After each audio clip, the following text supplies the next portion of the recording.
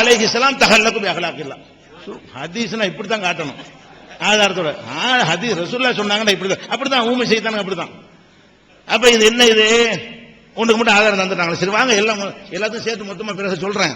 அப்ப அடிப்படை என்னன்னு கேட்டா வேற விஷயங்கள் நமக்கு தேவையில்லை. மார்க்கம் சொல்வதற்கு யார் தகுதிங்கிறது ஆய்வு செய்யறோம் சொல்றபடி நான் ஒத்துக்கொள்கிறேன். அஸ்ஸலாமு அலைக்கும் வரஹ்மத்துல்லாஹி வபரகாத்துஹு. அருமை சகோதரர்களே, பிஜே 35 வயசுல நான் எப்படி இருந்தேன் அதெல்லாம் சொல்ல மாட்டீங்களா அப்படின்னு கேட்டு அவருடைய நிலைமையை சொன்னார். நான் அதை அவர் வீழ்த்துறதுக்கு சொல்லல, அவரோட என்னுடைய நிலைமை மோசமா இருந்துச்சுன்னு சொன்னேன். நீங்க நல்லா கவனிச்சிருந்தீங்கன்னா தெரிஞ்சிருக்கும். அவர் 1000 ரூபாய் சம்பளம் வாங்கி எப்படி இருந்தாரோ 4 பக்கம் அப்பவே போய்கிட்டு இருந்தார். அதெல்லாம் தெரியும் எனக்கு. அந்த தொடர்பு இருந்த காரணத்தினால இவர் எங்க போறாரு என்ன பேசுறாரு அந்த இதெல்லாம் தெரிஞ்சு. அவர் நல்ல நிலையில இருந்தாரு என்னையோட அப்படிங்கறதுக்கு தான் சொன்னேன். நான் அவரை இறக்கி பேசுறதுக்கு சொல்லவே இல்லை, அது மாதிரி சொல்லவும் மாட்டேன். நான் அவருடைய நிலைமையோட நம்ம நிலைமை அதோ அதிகதியா தான் இருந்துச்சு. அதெல்லாம் அது வேற, அல்லாஹ் கொடுத்திருக்கிறா, அல்ஹம்துலில்லாஹ் அது வேற. இப்ப அதை இறக்கி சொன்னதாக நினைச்சுக்கிட்டு சொல்றாரோ என்னமோ, அந்த மாதிரி அந்த தப்பு என்ன வைக்க வேணான்னு கேட்டுக்கிறேன். நான் சொல்ல வந்தது, அந்த வயசுல நம்ம என்னதான் வசதி குறைவா இருந்தாலும் இந்த கிதாபு வாங்கறதுக்கு வசதி இல்லாம போயிருச்சுன்னு இருக்காது. வாங்கியிருப்போம். கிதாபே வாங்க முடியலன்னு வைங்க, லைப்ரரி இருந்துச்சு, குத்துபகானா இருந்துச்சு. நீங்க கிட்டத்தட்ட 35 வயசு ஆகும்போது 18 வயசுல ஆலிமான இருக்கு. அதுக்கு பிறகு ஒரு 15 வயசுமா முதர்ரிசாவே இருந்தீங்க. அந்த மதரசாவில் லைப்ரரி இல்லாம இருந்திருக்குமா? இதெல்லாம் துர்ருல் முக்தார்லாம் சாதாரண கிதாபு. இன்னைக்கு இல்ல, 100 வருஷமாவா 50 70 100 வருஷமா இருக்கிற கிதாபு. அநேகமா 100 வருஷம் இருக்கணும். எல்லா இடங்கள்லயும் இருக்குது. அதே மாதிரி மற்ற கிதாபுகளும் அப்படித்தான், அது குதூரியும் அப்படித்தான், எல்லா இடத்துலயும் கிடைக்குது. நான் ஒரு சமயம் இதை பார்த்தே எழுதணுண்டாலும் ஒருத்தர் மேல குற்றச்சாட்டு வைக்கிறதுக்கு முன்னால அதை வெரிஃபை பண்ண வேணாமா? பிஜே பத்தி ஒருத்தர் எழுதுறாருன்னு வைங்க, விமர்சனம் தப்பா, நான் அவரை பத்தி இப்படி பேசியிருப்பாருன்னு நான் விசாரிக்க வேணாமா?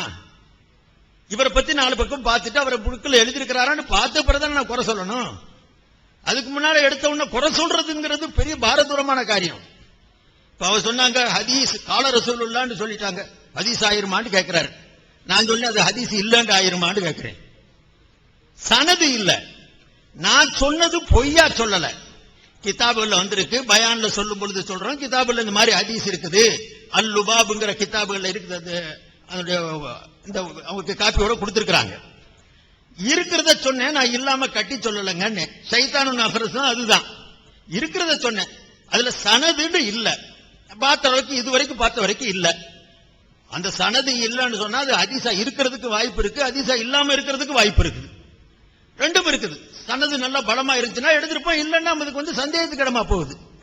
அதனால இல்லாத விஷயத்தை நான் சொல்ல வரல, இருக்கிறதான் நான் சொல்லிக்கிட்டு இருந்தேன். அதே மாதிரி மதரசாவில இருந்து என்னை நீக்கினாங்க, அது செஞ்சாங்க இது செஞ்சாங்க, அதுக்கு நான் என்ன செய்ய முடியும்? உங்களை நீக்கினாங்க வச்சாங்க விரட்டினாங்கன்னு சொன்னா அதுக்கு இதுக்கு சம்பந்தமே இல்லையே. உங்களுடைய நிலைமைகள் அது என்ன இருந்திருக்குமோ ஏது இருந்திருக்குமோ அது அல்லாஹ்வுக்கு தான் தெரியும். அதே மாதிரி திருமதி மொழிபெயர்ப்பு நாங்க செய்யத்தான் செய்வோம்டாரு. நீங்க திருமதி இல்ல, எந்த மதிக்கு செஞ்சாலும் சரி மொழிபெயர்ப்பு செய்யறதுக்கு உங்களுக்கு உரிமை இருக்கு.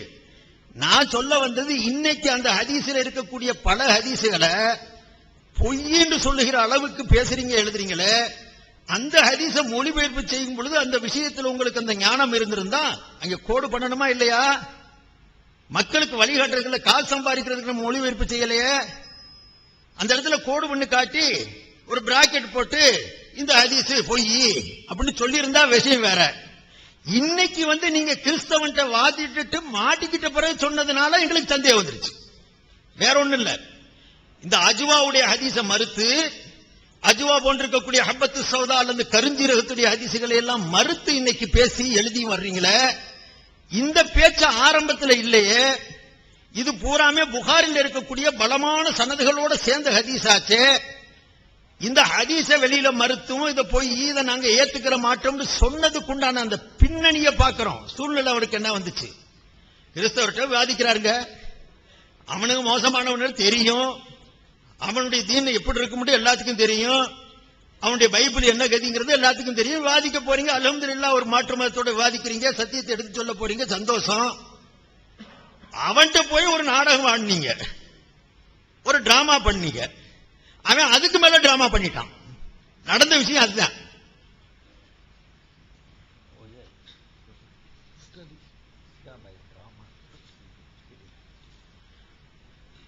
அதுல என்ன செய்யறாரு, ஒரு பைபிளுடைய ஜீசஸை யாரு நல்லா விசுவாசிக்கிறாங்களோ, எனக்கு முழுமையா அந்த வாசகங்கள் நினைவில்லை, நான் கருத்தை சொல்றேன்.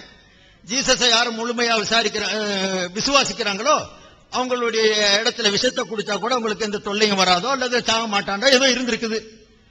இது உண்மையா இருந்தா, இந்த பைபிளுடைய இந்த வாசகம் உண்மையா இருக்கிறதா இருந்தா, இந்த கையில விஷம் வச்சிருக்கிறேன் குடிச்சு பாட்டு நீ காட்டுன்னு கேட்டாரு. இது யாரு கேட்டாலுமே பேமொழி முழிக்கத்தான் வேணும். யாரு குடிப்பா விஷத்தை? குடிக்க மாட்டான். அவனும் குடிக்கல. அவனுக்கு பிறகு அவன் யோசிச்சிருக்கான், என்ன சொன்னானா அந்த முழு விஷயங்கள் எனக்கு தெரியல. ஆனா நான் என்னன்னா நெட்ல பார்த்தேன். இது பிஜே முதல் தடவை செய்யல. பிஜே செஞ்சது மட்டும் அல்ல, இது பிஜேக்கு முன்னாலே இந்த ஒரு நிகழ்ச்சி நடந்திருக்குது. இந்த பிஜேக்கு முன்னாலே நடந்த நிகழ்ச்சி இது. பாஸ்டர் ஸ்டான்லிங்க கூடிய சொல்லக்கூடிய ஒரு ஃபாதரை இன்னொருத்தன் இப்படி மடக்கினான். அது முழுசா இருக்குது, நெட்ல இருக்குது. அவர் நெட்ல இருந்து யாராம் பார்த்தாங்களோ அல்லது அவருடைய சகோதரர்கள் கூட இருக்கக்கூடிய நண்பர்கள் எடுத்து கொடுத்தாங்களோ அல்லது அவராகவே கூட சொல்லியிருக்கலாம். நான் இதுல இருந்து தான் பார்த்தான்னு சொல்லல. ஆனா இந்த விஷயங்கள் நடந்திருக்குது. முன்னாலே ஒரு நாடகம் நடந்துச்சு. அவன் குடிக்க மாட்டேன்ட்டான். சாத்தானுடைய உருவத்தில் நீ வந்ததா நினைக்கிறேன், அதனால நான் குடிக்க மாட்டேன் அப்படின்னு அந்த தமிழ் கூட அதுக்கு முன்னால இருக்கும், அதை போடுங்க. அதையும் சொல்லி இது நெட்ல வந்த விஷயம். இதை பார்த்துட்டு அவர் என்ன செஞ்சாரோ அல்ல தானா போய் செய்தாரோ அவன் மாட்டிக்கிட்டான். மாட்டினா அவன் முதவே இதை தெரிஞ்சு வச்சிருப்பான்னு நினைக்கிறேன். அதனால நான் கேள்விப்பட்டேன், அவன் பையில இருந்து அஜுவாவுடைய பேர்ச்சம்பளம் அப்படித்தான் நடந்துச்சா, அஜுவாவுடைய பேர்ச்சம்பளத்துக்கு கொடுத்தானா. இதோட ஹதீஸ்ல வருது, இதை சாப்பிட்டு போட்டு விஷத்தை சாப்பிட்டா விஷம் வேலை செய்யாதுன்ட்டு. அப்ப நீங்க சாப்பிட்டு போட்டு விஷத்தை குடிங்க. அவன் முதவே கொண்டு வந்திருக்கான் பாருங்க. அவன் பெரிய கில்லாடியா இருந்திருக்கான். அவன் போட்ட உடனே நாங்க இங்க ஹதீஸ பேச வரல, பைபிளை தான் பேச திறமை இருக்குது, தப்பிச்சுட்டு ஓடியாட்டாரு. பைபிளை தான் இங்க விவாத பொருளா வச்சிருக்கிறோம், மத்ததை இங்க பேச வரல, அதுக்கு தனி சப்ஜெக்ட் போடு, நான் அங்க பாத்துக்கிறேன். அப்படி ரூம் போட்டு அப்புறம் யோசிச்சிருக்கிறாங்க எல்லாரும் இதுக்கு என்னடா செய்யறது. அடிச்சாங்க ஒரு இந்த ஹதீஸ் எல்லாம் பொய், சாத்தியம் இல்லாதது, யாராம் சாப்பிடுவாங்களா? இப்படி என்னுடைய பிராக்டிக்கலை முன்னால வச்சு ஒவ்வொன்னையும் பரிசோதிக்க ஆரம்பிச்சுன்னு சொன்னா எத்தனை ஹதீஸ் நம்ம அங்கீகரிப்போம், எத்தனை ஹதீஸ் நிறைவேற்றும் நீத்துவோம். இதைத்தான் நான் அங்கே சொல்லி காட்டினேன். இப்படியெல்லாம் ஒரு நாடகம் ஆடி அதுக்கு சொல்லிட்டு போலாம். இது எந்த மாதிரி உண்டான அஜுவாவோ, சில இடத்துல அஜுவத்து ராஃபியான்னு வருது, அல்லது அஜுவாவுடைய வகைகளை சொல்றாங்க. எந்த வகையில் என்று அதுக்குண்டான வழிமுறைகளையும் புகாரியுடைய ஷரேஹ்ல எழுதியிருக்கிறாங்க. கருஞ்சீரகத்தை எப்படி பயன்படுத்தணுங்க கூடிய வழிமுறைகளையும் எழுதியிருக்கிறாங்க. எல்லா நோய்க்கும் இதுல மருந்து இருக்குதுன்னு சொன்னா, ஒரு சகோதரர் உங்களுடைய சகோதரர் பேசுறாரு, கண்ணு வலி வந்தா கண்ணில் கருஞ்சீரகத்தை போட்டுக்கலாமா, முடி உதிர்ந்துட்டா மண்டையில தடவிக்கலாமா, போலியோவுக்கு வேண்டி கருஞ்சீரகத்தை போட்டலாமா? ஆச்சரியமானது. இளைஞர்கள் எப்படி போயிட்டாங்க பாருங்க. கருஞ்சீரகத்துல மரணத்தை விடுத்து மற்றதுக்கெல்லாம் மருந்து இருக்குதுன்னு சொன்னா ஏதோ ஒரு வகையில் அதோட எஃபெக்ட் இருக்குது. அதை பயன்படுத்தக்கூடிய முறையை தெரிஞ்சுக்கணும். நபியுடைய வாயில வந்துருச்சுன்னா அதை ஆய்வு செய்யணும். ஆய்வு செஞ்சு எடுக்க சொல்லணும்ல நம்ம போகணும். இங்க அப்படி இல்ல. அல்லாஹ் ரசூல் மேல கொண்டிருக்க ஈமானை விட அழுத்தமா சொல்றேன், அல்லாஹ் ரசூல் மேல வச்சிருக்கக்கூடிய ஈமானை விட அவங்க அதிகமா விஞ்ஞானிகள் மேலையும் அறிஞர்கள் மேலையும் அந்த உலக ஆயுத அறிஞர்கள் மேலையும் வச்சிருக்கிறாங்க. பல விஷயத்தை நான் எடுத்து சொல்றேன். திரும்ப குர்ஆன்ல எப்படி இருக்குது, ஹதீஸ்ல எப்படி இருக்கு, இப்ப கண்டுபிடிச்சு போட்டான்.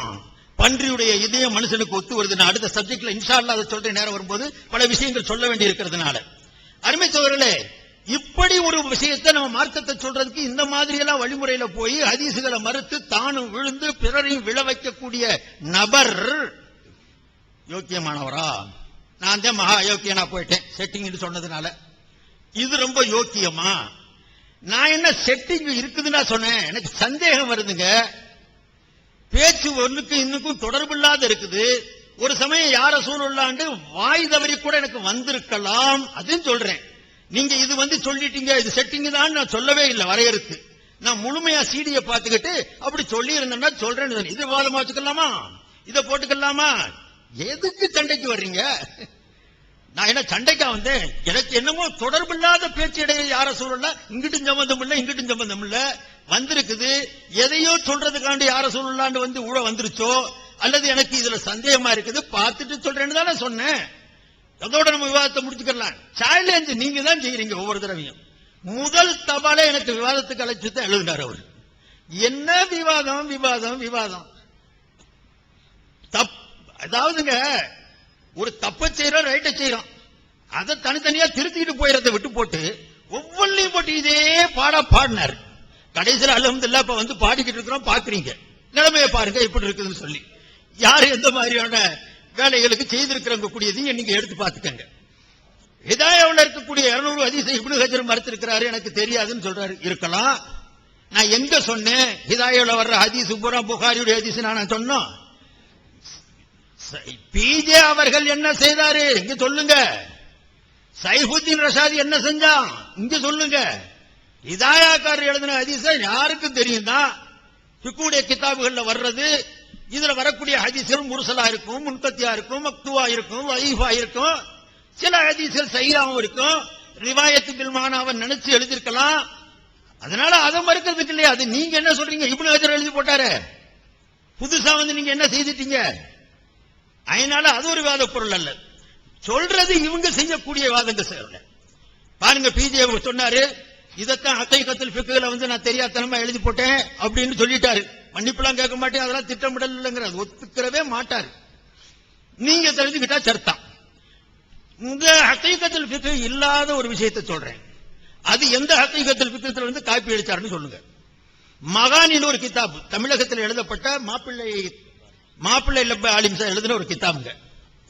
அந்த கிதாபுல இருந்து ஒரு விஷயத்தை அவர் எழுதுறாரு. இந்த மகானியில எழுதியிருக்கிறாங்க, ஒருத்தன் விபச்சாரம் செஞ்சுட்டா அந்த விபச்சாரம் செஞ்ச நபரை கூப்பிட்டு 100 குச்சியை ஒன்னா சேர்த்து கட்டி ஒரு இடி இடிச்சுட்டா போதும், அவனுடைய தண்டனை நிறைவேறிச்சுட்டு மகானிக்காரர் எழுதியிருக்கிறாரு. இந்த ஆளு விபச்சாரத்தை தூண்டுறாரா குறைக்கிறாரா? பல நூல்களில் கேட்டிருக்கிறார், எழுதியிருக்கிறாரு, பேசியிருக்கிறார். மகானியுடைய நூல விபச்சாரம் செய்த விபச்சாரிக்கு மார்க்கம் சொல்லி இருக்கு அங்க சொல்லுவார்.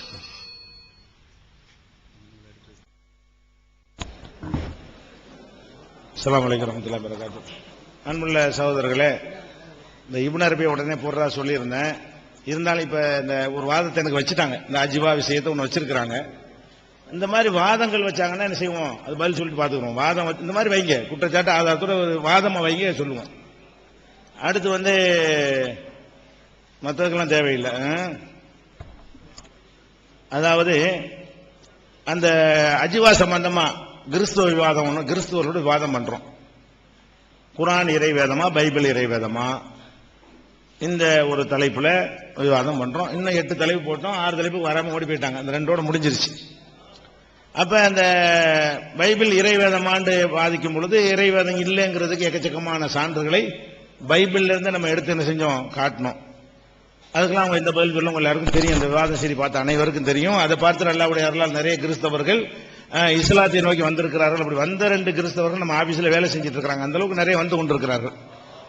அப்ப அதுல வந்து என்ன சொன்னா, கடைசியாக ஒரு வாதம் வச்சோம். என்ன வச்சோம்னா, தேவனுடைய பேரை சொல்லி விஷத்தை குடிச்சா அவங்க என்ன செய்யாது, விஷம் ஒன்றும் செய்யாது அப்படின்னு சொல்லி பைபிள்ல இருக்கு. இது கடவுள் வார்த்தை என்று நம்புறீங்க. கடவுள் வார்த்தைன்னா அது பொய்யாக கூடாது. பொய்யானது கடவுள் வார்த்தை இல்லை. இப்ப வந்து இந்த விஷம் இருக்கு, குடிங்க, நீங்க உசுரோட இருங்க, நாங்க அதை வேதம் ஒத்துக்கிறோம் அப்படின்னு சொன்னோம். இது வந்து நம்ம சொந்தமாவெல்லாம் சொல்லல. இது வந்து ஒரு 7-8 விவாதங்கள்ல சொல்லப்பட்டதுதான். பலரும் இந்த கேள்வியை கேட்டாங்க. இந்த கேள்வியை கேட்கும் பொழுது அவங்க வந்து அதை செய்ய மாட்டாங்க, பின்வாங்கி போயிடுவாங்க. அந்த அடிப்படையில் இந்த வாதத்தை வச்சோம். இது கண்டுபிடிச்ச வாதம் நாங்கள் சொந்தம் கொண்டாடவும் இல்லை. இது உலகத்துக்கெல்லாம் தெரியும். அது மாதிரி ஒண்ணுதான் காட்டினாரு, வீடியோவே இருக்கு. அப்படி விஷம் குடிக்க சொன்ன வீடியோக்கள்லாம் கூட இருக்கிறது. அப்ப அவங்க என்ன பண்ணாங்கன்னா, உடனே திருப்பி நாங்க பதில் சொன்னோம், அவங்க பதில் சொல்லுவாங்கல்ல. அதுல என்ன சொன்னாங்கன்னா, இந்த அஜிவாவை சாப்பிட்டாங்கன்னு சொன்னா அவங்களுக்கு விஷம் ஒன்றும் செய்யாதுன்னு இருக்குது. இந்தாங்க அஜிவா, அது சாப்பிடுங்க. நீங்க உங்க நபி தானே சொல்லியிருக்கிறாரு, அதுவும் பொய்யா இருக்க கூடாதுல்ல, அதுவும் இறை செய்தி தானே, அப்ப அது உண்மைப்படுத்துங்கன்னு சொல்லி அஜிவாங்கிற பழத்தை கொண்டாந்து தள்ளி விட்டாங்க. அப்ப தள்ளி விட்டவன போய் மசூராலம் பண்ணிட்டுலாம் வந்தா சொல்லல, விவாதத்தில் மசூரா பண்ண முடியும், அங்கன்னு சொல்லணும். வணங்குதா? அதை சொன்னோம். நம்ம என்ன பண்ணோம்னா, முதல் விஷயம், இது ஹதீஸ் இல்லை, இதை நாங்க ஏற்றுக்கொள்ளல. இது உனக்கா வேண்டி சொல்லல, இது சரியான செய்தி இல்லைன்னு உனக்கு ஒப்பந்தம் பண்றதுக்கு முன்னாடி ஆன்லைன் பிஜைல நாங்க எழுதியிருக்கிறோம். நம்ம சொன்னது விவாகத்துல மாட்டிக்கிட்டு சொல்லலப்பா, நீ அவன்கிட்ட சொல்றது இத விவாகத்துல மாட்டிக்கிட்டு சொல்லல, நீ கேட்டதுக்காக நான் சொல்லல, நெருக்கடியில் சிக்கிட்டோம் தப்பிக்கிறதுக்கு இதை விட்டா வழி இல்லைன்னு சொல்லல, நீ விவாதத்துக்கு வர்ற காலத்துக்கு முன்னாடியே இது தவறு என்று நாங்க விளக்கி இருக்கிறோம்ப்பா. அதனால இது நாங்க இல்லைன்னு இப்ப சொல்றோம்ல, நீனு இந்த பைபிள் இறைவன் இல்லைன்னு சொல்லிவிடும். நாங்க சொன்னோம்ல இது காட்டினா இல்லைன்னு குடிக்க தேவையில்லை, நீ குடிக்காம தப்பிக்கிறதா என்ன செய்யணும்? ஆமா இறைவன் இல்லை என்று இல்லைன்னு குடி, ரெண்டுல ஒண்ணுதான் செய்யணும்னு சொன்னோம்னா பேசி இல்லை, பதில் சொல்ல முடியல அவங்களுக்கு. இது மசூரா பண்ணிலாம் செய்யல, முன்னாடியே இந்த கருத்தில் நாங்க இருக்கிறோம். அதாவது குர்ஆனுக்கு மாற்றமான செய்திகள் எந்த நூல்ல இருந்தாலும், ஹக் வாக்கிற்கு மாற்றமான செய்திகள் எந்த நூல்ல இருந்தாலும் அது கண்டிப்பா ரசூல் சொன்னதோ அல்லாஹ் சொன்னதோ இருக்க முடியாது. இப்ப உண்மைன்னு இதை சொன்னா என்ன செய்யணும்? உண்மைன்னு நிஜமா உண்மைன்னு சொல்லணும். குடிச்சிட்டு நான் குடிக்கிறவங்க தாண்டி யாராவது ஒரு ஆள் உலகத்தில் சொல்லணும், யாருமே சொல்ல மாட்டாங்க. அது சரிதான் குடிக்கல, நான் குடிக்க மாட்டோம். அப்ப நம்பிக்கை இல்ல. ரசூலுல்லாஹ்வை நம்பணும்னா ஒழுங்கா நம்பணும்ல. அல்லாஹ்வுடைய ரசூல் சொல்லு ஒருத்தர் நம்பவே இல்லை, நம்பாம நம்புறோங்கிறாங்க. அவங்க போனா மாட்டிருப்பாங்க. அஜிபாவில் சொன்னா நீங்க எந்த வேற அஜிபா அந்த அஜிபான்னு சொன்னாலும் அதெல்லாம் நிக்காது. அது ஃபத்துல் பாரி சரகுல இருக்குன்னா ஏத்துக்குவானா? ஃபத்துல் பாரி சரகுல எழுதி வச்சுக்கிறாங்கன்னு சொன்னா அந்த வேற வகை, அவன் எந்த பழத்தை இருந்தாலும் வேற வகை அப்ப தப்பிச்சுக்க முடியுமா?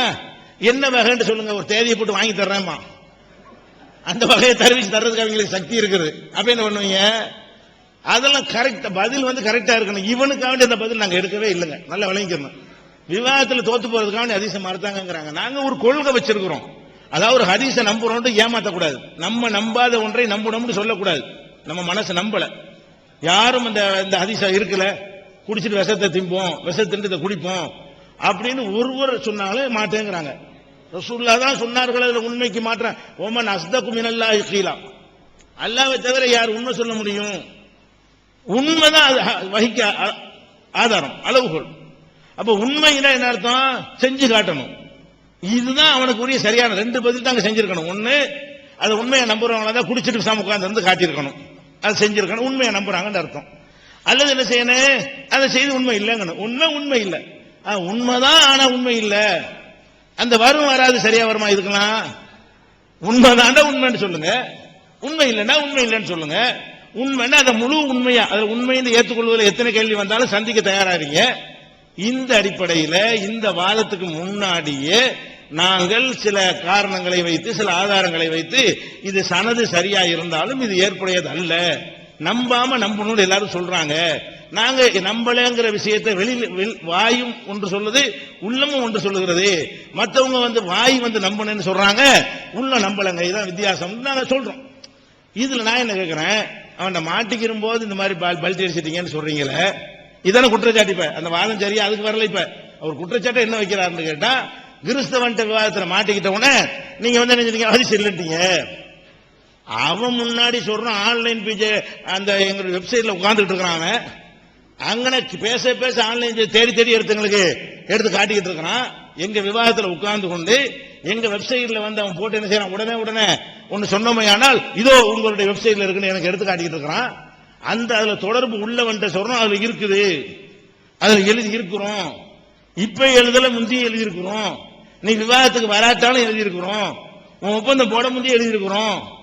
இவ்வளவு அவன் முன்னிலையில சொல்லி இருக்கும் போது மாட்டிக்கிட்டவன சொன்னீங்க, அந்த செய்தி முழுசா உங்களுக்கு தெரியல, ஒரு வாதமா வைக்கிறீங்க. அது என்ன எப்படி சொன்னாங்க என்ன கேட்கறீங்க? அதாவது வாதமா வைக்கும் பொழுது என்ன பேச்சு என்ன பதில், போய் மசோரா பண்ணிட்டு வந்தாங்க, அதுக்கப்புறம் கூட்டிட்டு மழுப்புனாங்க, இப்படி சொல்லுவோம்னு சொன்னாங்க சொல்றீங்களே, அது உண்மையா? ஏன் கேள்விப்பட்டதெல்லாம் நீங்க சொன்னீங்க? அந்த சீடியை பார்த்தாவது ஒரு முடிவு சொல்லணும். அந்த சீட்ல என்னன்றது முடியுது, போயிட்டு மசோரா பண்ணோமா, உடனே சொன்னோமா, இந்த வார்த்தையெல்லாம் நாங்க சொன்னோமான்னு பாத்தீங்கன்னா நீங்க என்ன செய்யலாம், இப்படி சொல்ல மாட்டீங்க. அப்ப கேள்விப்பட்ட என்னமோ சொன்னாரான்னு யாரும் காதுல போட்டுருப்பாங்களா? இன்னொரு ஆளு காது முக்கெல்லாம் வச்சு சொல்லுவாரா?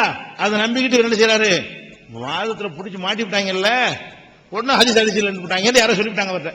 இவர் பார்க்கவே இல்லை, இந்த தோரணையில விளங்குது, அவரை கேட்டு தான் சொல்றாரு. அப்ப இதுல என்ன நாங்க தப்பு செஞ்சுட்டு சொல்லுங்க பார்ப்போம். நாங்க மாட்டிக்கிட்டு இருக்கா மறுத்தமா ஒரு நிலைப்பாடு, நாங்க இது உலகத்துக்கு தெரிஞ்ச நிலைப்பாடு தானே இது. குர்ஆனுக்கு முரண்படுற ஹதீசுகளை ஏற்றுக்கொள்ளக்கூடாது இந்த நிலைப்பாடை நாங்க வச்சிருக்கிறோம் என்றால் அது உலகத்துக்கே தெரியும். அது கூட ஒரு தலைப்பு விவாதத்தில் இருக்குது. 99 தலைப்புல என்ன இருக்கு, அது கூட இருக்கிறது. அதனால இதுல ஒரு மேட்டர் கிடையாதுங்க. இந்த அஜிபாவை சொல்லிடுறேன். அடுத்து அபு ஹனீஃபா பற்றி 3 விஷயம் சொன்னேன். அதுல அந்த ஒரு விஷயத்தை மட்டும் சொல்லிட்டு அது பலவீனம் கீழே ஷரஹ்ல எழுதி இருக்கிறாங்களே அப்படிங்கிறாங்க. 3 விஷயத்தையும் காட்டி எழுதுனாங்கன்னு என்ற காட்டுங்க. அதுலயும் பலவீனம் எப்படி எழுதிருக்கிறாங்க, இப்னு ஜவுசி என்பவர் இது மௌது இட்டுக்கட்டப்பட்டதுன்னு சொல்கிறாரு. ஆனால் இப்னு ஜவுசி இட்டுக்கட்டப்பட்டது என்று சொல்வது தஅஸ்ஸுபுன், மதுஹப் வெறி, இட்டுக்கட்டப்படல உண்மைங்கிறார். இட்டுக்கட்டப்பட்ட செய்தின்னு ஒருத்தர் சொன்னாரு, அதை எடுத்து கீழே போட்டுட்டு இப்னு ஜவுசி இதை இட்டுக்கட்டப்பட்டது. இதை 3 செய்தி சொன்னல, என் உம்மத்துல அபு ஹனீஃபா மாதிரி ஒரு இருந்ததுனால தான் தப்பிச்சோம், இல்லாட்டி யஹூதி நஸரா மாறி இருப்பாங்கன்ற மாதிரி அதெல்லாம் இட்டுக்கட்டப்பட்டதுன்னு சொல்லி யார் சொல்றா, இப்னு ஜவுசி சொல்றாரு. சொன்னதை இவங்க மறுக்கிறாங்க. எப்படி அது அவர் சாவி மதகுகாரரு, அவர் மதுஹப் வெறியில மறுக்கிறாரு. தஅஸ்ஸுபுட மதுஹப் வெறி, ஒரு மதுஹபுக்கு எதிர், அவர் ஒரு மதுஹப், இவங்க வேற மதுஹப் அப்படின்னு சொல்லித்தான் இருக்கே தவிர அப்படி வாசகம் இருக்குது. சரி, மீது 2 ஹதீஸ் என்ன பொய்யா உண்மையா, அதுக்கு மட்டும் ஒரு பதில சொன்னாங்க. அதை இந்த இடத்துல பதிவு செஞ்சுக்கிறேன்.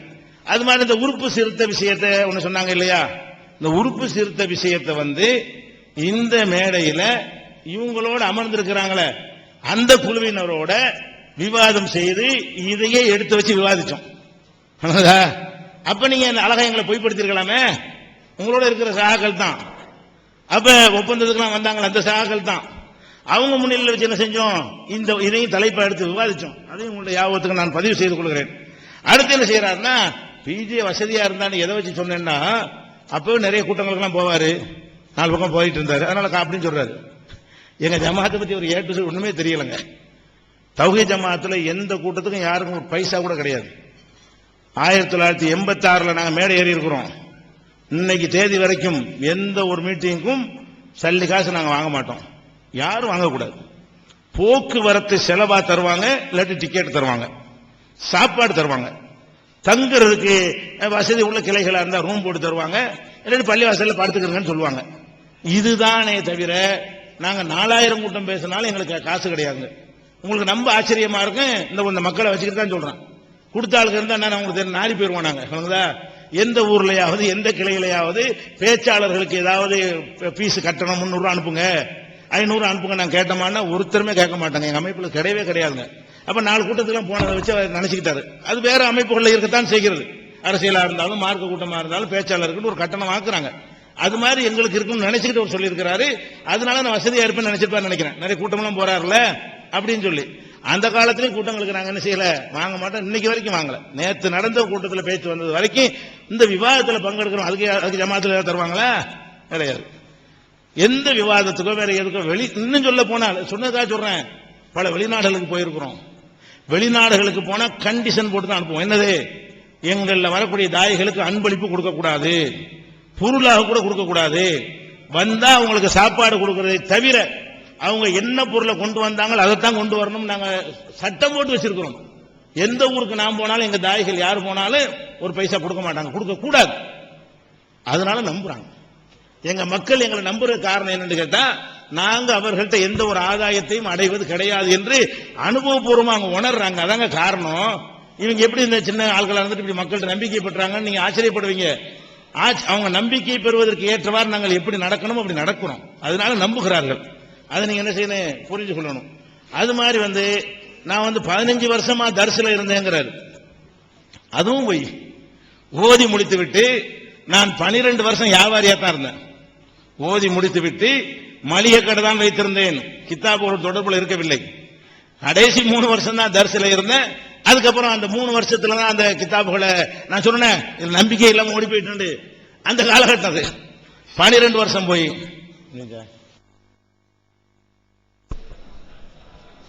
அஸ்ஸலாமு அலைக்கும் வரஹ்மத்துல்லாஹி வபரகாத்துஹு. அருமை சகோதரர்களே, ஒரு விஷயத்தை ஒரு மகானில இருந்து ஒரு செய்தி அவர் சொல்றாரு, நமக்கு கொடுக்கிறார்.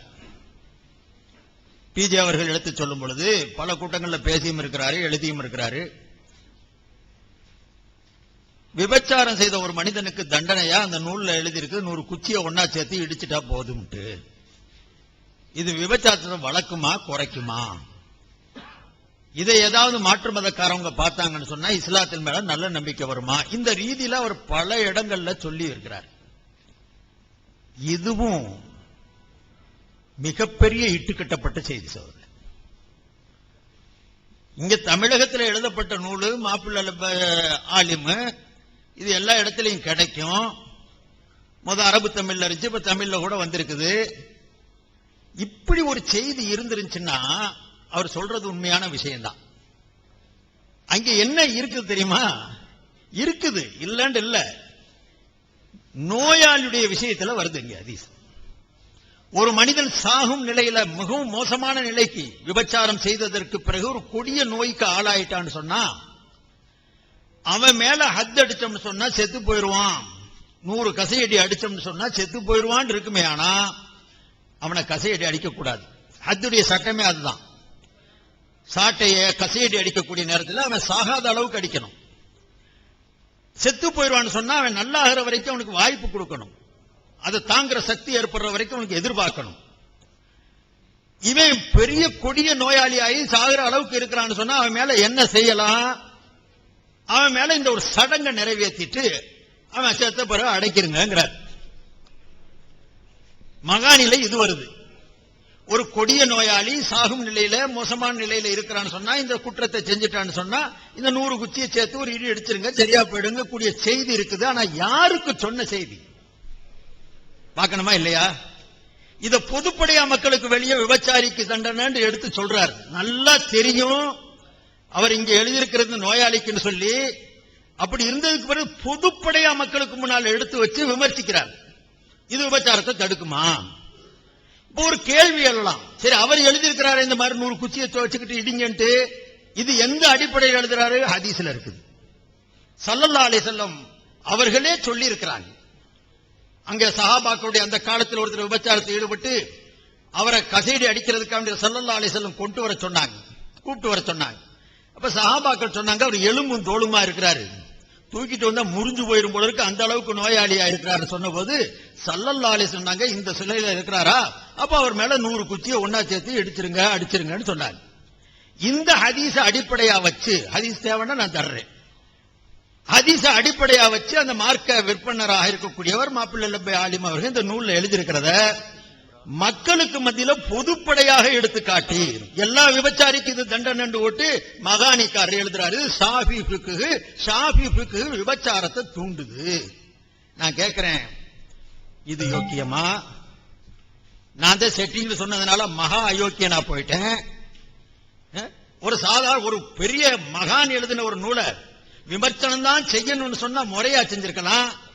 அங்க விமர்சனத்துக்கு வேலையும் அல்ல, ஹதீஸுடைய அடிப்படையில் அவர் ஒரு சட்டத்தை எடுத்து சொல்லி இருக்கிறாரு. அந்த சட்டத்தை இவ்வளவு தவறான முறையில விமர்சித்து மக்கள் மத்தியிலோட மரியாதையை கெடுக்கிற அளவுக்கு, அந்த மதுஹபையே கெடுக்கிற அளவுக்கு இதை காரணமா காட்டி ஷாஃபி மதுஹப் தூண்டுது, ஷாஃபி மதுஹப் விபச்சாரத்தை தூண்டுது, ஷாஃபி மதுஹப் ஆலிம்களை கஞ்சா அடிக்க சொல்லுது, ஹனபி மதுஹப் சாராயம் குடிக்க சொல்லுது. உத்தம புத்திரர்கள் இவங்கதான், அவங்க எதையுமே சொல்ல மாட்டாங்க. என்ன நான் கேட்கிறேன், ஒரு நியாய உணர்வு வேணாமா? ஒரு மனிதன் மேல குற்றச்சாட்டு சொல்லும் போது இருக்கிறத சொல்லுங்க. அது சொல்றதுக்கு உண்டான தேவையும் இல்ல, சொல்லணும் தான் நினைக்கிறீங்கன்னா விமர்சனங்கிற பேர்ல எடுத்து சொல்லுங்க. இதை விட்டு போட்டு இப்படி ஷாஃபி மதுஹப் மேல ஒரு பெரிய, நான் இது கூட அந்த காலத்துல எனக்கு மகானி வாங்குற வசதி இல்ல அதனால விட்டுட்டேன்னு சொல்லக்கூடாது. இது இப்ப சமீப காலமா வரைக்கும் பேசிக்கிட்டு இருந்தது. ஏதாவது 86ல வசதி இல்லாம இருக்கிற காலத்துல இருந்திருப்பாரோ என்னமோ.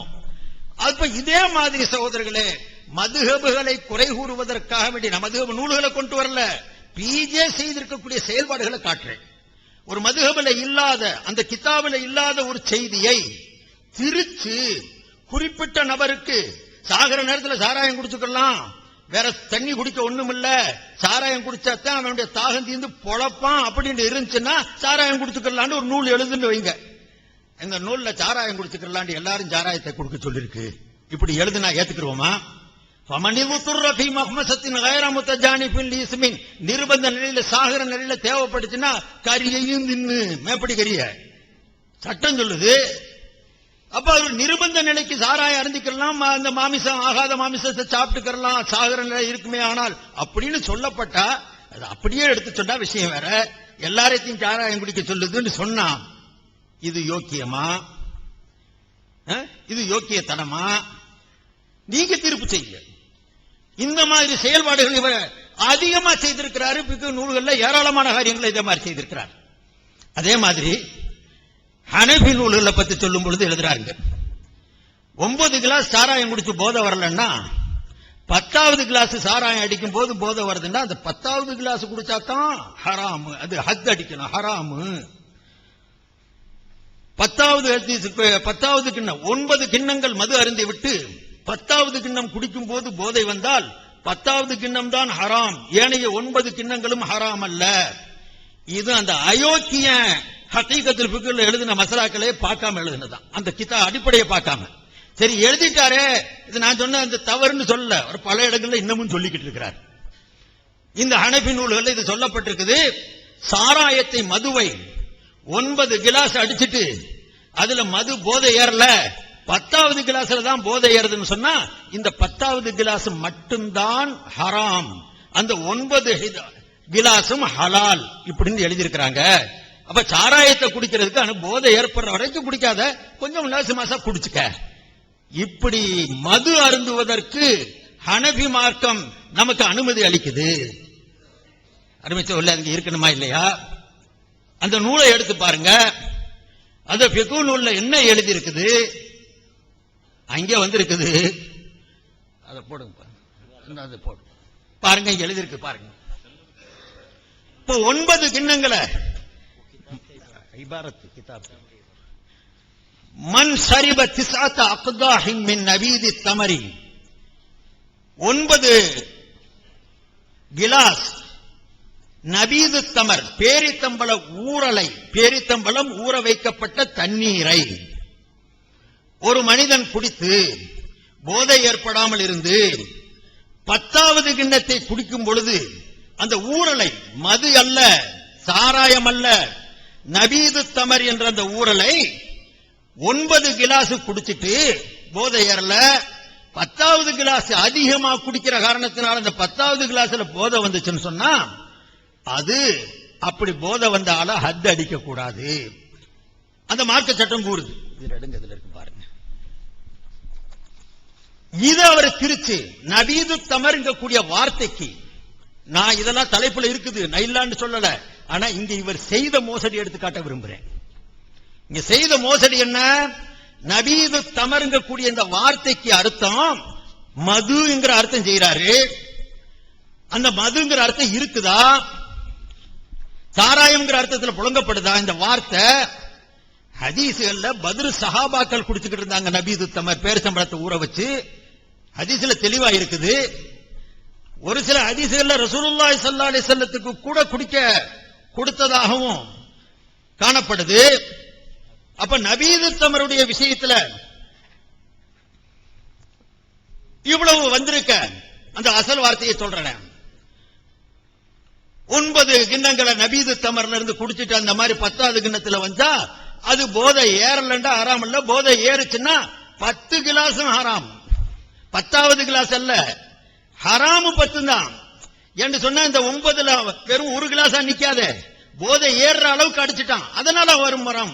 போதை ஏறதுக்கு முன்னால வரைக்கும் நின்றுக்கிட்டான்னு சொன்னா அது ஹராம்னு சொல்லக்கூடாது, அது ஹத் அடிக்க கூடாது. லம் யு ஹத் வருது வாசகங்கள்ல. காப்பி எடுப்பா. அப்ப இதை எடுத்து வச்சு ஒரு நேரடி விமர்சகரா இருக்கக்கூடியவர் நபீது தமர், நபீதுன்னு சொன்னா போடப்பட்டதுன்னு அர்த்தம். பேரித்தம்பளம் போடப்பட்ட தண்ணி. அரபுகள்ல என்ன பழக்கம் இருந்துச்சுன்னா தண்ணி உப்பு தண்ணியா இருக்கும், சுவை இல்லாத தண்ணி. ஸல்லல்லாஹு அலைஹி வஸல்லம் காலத்திலேயே ராத்திரிலேயே கொஞ்சம் பேரிச்சம்பழத்தை ஊற போட்டுருவாங்க. ஒரு நாள் 2 நாள் வரைக்கும் அந்த தண்ணீரை குடிப்பாங்க, 3வது நாள் வரைக்கும் கூட குடிப்பாங்க.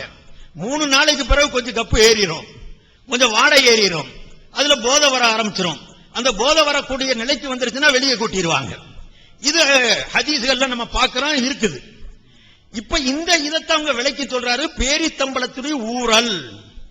அந்த ஊரல ஒருத்தன் குடிச்சு எல்லையை மீறி குடிச்சு அதினத்தின் காரணத்தினால் அவனுக்கு போதை ஏறுது, அந்த அளவுக்கு அடிக்கிறான்னு சொன்னா அது பாவம், குற்றம், அவன் ஹத்தடிக்கப்பட வேண்டியவன். அதுக்கு முன்னால நிப்பாட்டிக்கிட்டா அதுக்கு அவன் தண்டனை இல்லைன்னு சொல்லுதுங்க ஃபிக்ஹ் நூல். இப்ப இதை எப்படி விமர்சிக்கிறது? 9 கிளாஸ் சாராயம் அடிச்சுக்க, போதை இல்லைன்னா பரவாயில்ல. சகோதரர்களே, இது யோக்கியமா? சரி, இந்த மாதிரி ஹதீஸ்ல உடனே அவங்க சொல்லிடுவாங்க, போதைனா எதா இருந்தாலும் எனக்கு தெரியும், மாஸ்கர கசீருஹு கலீலுஹு ஹராமுன். அதிகமா குடிச்சா போதை வருதுன்னா அந்த குறைந்த அளவும் கூட ஹராமுங்க கூடிய ஹதீஸ் வருது, ஹதீஸ்ல இருக்குது. இந்த ஹதீஸுக்கு விளக்கம், இந்த மசலாவிற்கு விளக்கம் சொல்லும் பொழுது இப்னு அப்பாஸ் ரலியல்லாஹு அன்ஹுடைய அந்த சொல்ல ஆதாரமா வச்சுதான் இந்த கிதாபை எழுதுறாங்க, இந்த மசலாவை எழுதுறாங்க. இந்த மசலா எழுதப்படுதுன்னு சொன்னா இதற்கு ஆதாரம் என்ன வச்சிருக்குது? ஆதாரம் இது வச்சிருக்குது, நசீ ஷரீஃப்ல இருக்கு, இப்னு அபீ ஷைபால இருக்கு, ஷுஅபுல் ஈமான்ல இருக்கு, பைஹக்கில இருக்குது, சனது சஹீஹ். ஹஜ்ரத் இப்னு அப்பாஸ் ரலியல்லாஹு அன்ஹு விளக்குறாங்க, ஹுர்ரிமத்துல் ஹம்ரு பி ஐனிஹா கலீலுஹா வ கஸீருஹா வஸ்ஸகரு மின் குல்லி ஷராபின். சில ரிவாயத்துகள்ல வல் முஸ்கிரு மின் குல்லி ஷராபின். ஹம்ர் என்று சொல்லக்கூடிய அந்த சாராயம் இருக்குது, ஹம்ர் என்ற அரபி வார்த்தைக்கு திராட்சை பழத்திலே தயாரிக்கப்படக்கூடிய மதுவுக்கு ஹம்ருன்னு சொல்றது. ஹம்ரு என்ற வார்த்தை நேரடியாக எதுக்கு சொல்றதுன்னு சொன்னா திராட்சை பழ சாராயத்துக்கு சொல்றது. அஸ்ஸலாமு அலைக்கும் வரஹ்மத்துல்லாஹி வபரகாத்துஹு. அன்பிற்குரிய சகோதரர்களே, இப்ப 2 செய்திகளை எடுத்து வைத்திருக்கிறாங்க. அதுல ஒன்னு இந்த 9 கிளாஸ் சாராயம், ஒன்னு, இன்னொன்னு மகானி. என் மீது சொல்லப்பட்ட எல்லாத்துக்கும் நான் பதில் சொல்லி மிச்சமே இல்லை, இந்த 2 தான் இப்ப சொல்லி இருக்கிறார்கள். அதுல இந்த மகானி விஷயமா சொன்னாங்க இல்லையா, மகானியில எழுதாத ஒன்றை நாங்க சொல்லிட்டோம். அந்த மகானியுடைய காப்பி கேட்டிருக்கிறேன், அவங்க தரல. தந்தோன்னு நான் அதுக்கு பதில் சொல்றேன். மகானியில என்ன இருக்குது, நான் என்ன எழுதினேன், அது உண்மையில மகானியில இல்லாத ஒன்றை நான் அவதூறா எழுதியிருந்தேனே ஆனால் அவர் சொல்றதுக்கு முன்னாடி நானே மன்னிப்பு கேட்டுக்கொள்வேன், அது ஒரு பெரிய மேட்டர் இல்லை. ஆனா உங்க மகானி தரல, தந்தா நான் என்ன செய்யறேன், அதுக்குரிய விளக்கத்தை தர்றேன் இருக்கிறாங்க. இப்ப எடுக்க விட்டுருக்காங்க, தருவாங்க. இரண்டாவது, இந்த 9 கிளாஸ் விஷயம் அவங்க முடிக்கல, சொல்லிக்கிட்டு வரும்போது அவங்க டைம் முடிஞ்சிருச்சு. அதனால ரொம்ப நேரமா வெயிட்டிங்ல இப்னு அரபி இருக்கிறாரு, சொன்னவங்க வெயிட்டிங்ல அவர் ரொம்ப நேரமா இருக்கிறாரு. அதை விட இன்னொரு ஆள் கொஞ்சம் வெயிட்டிங்ல இருக்கிறாரு.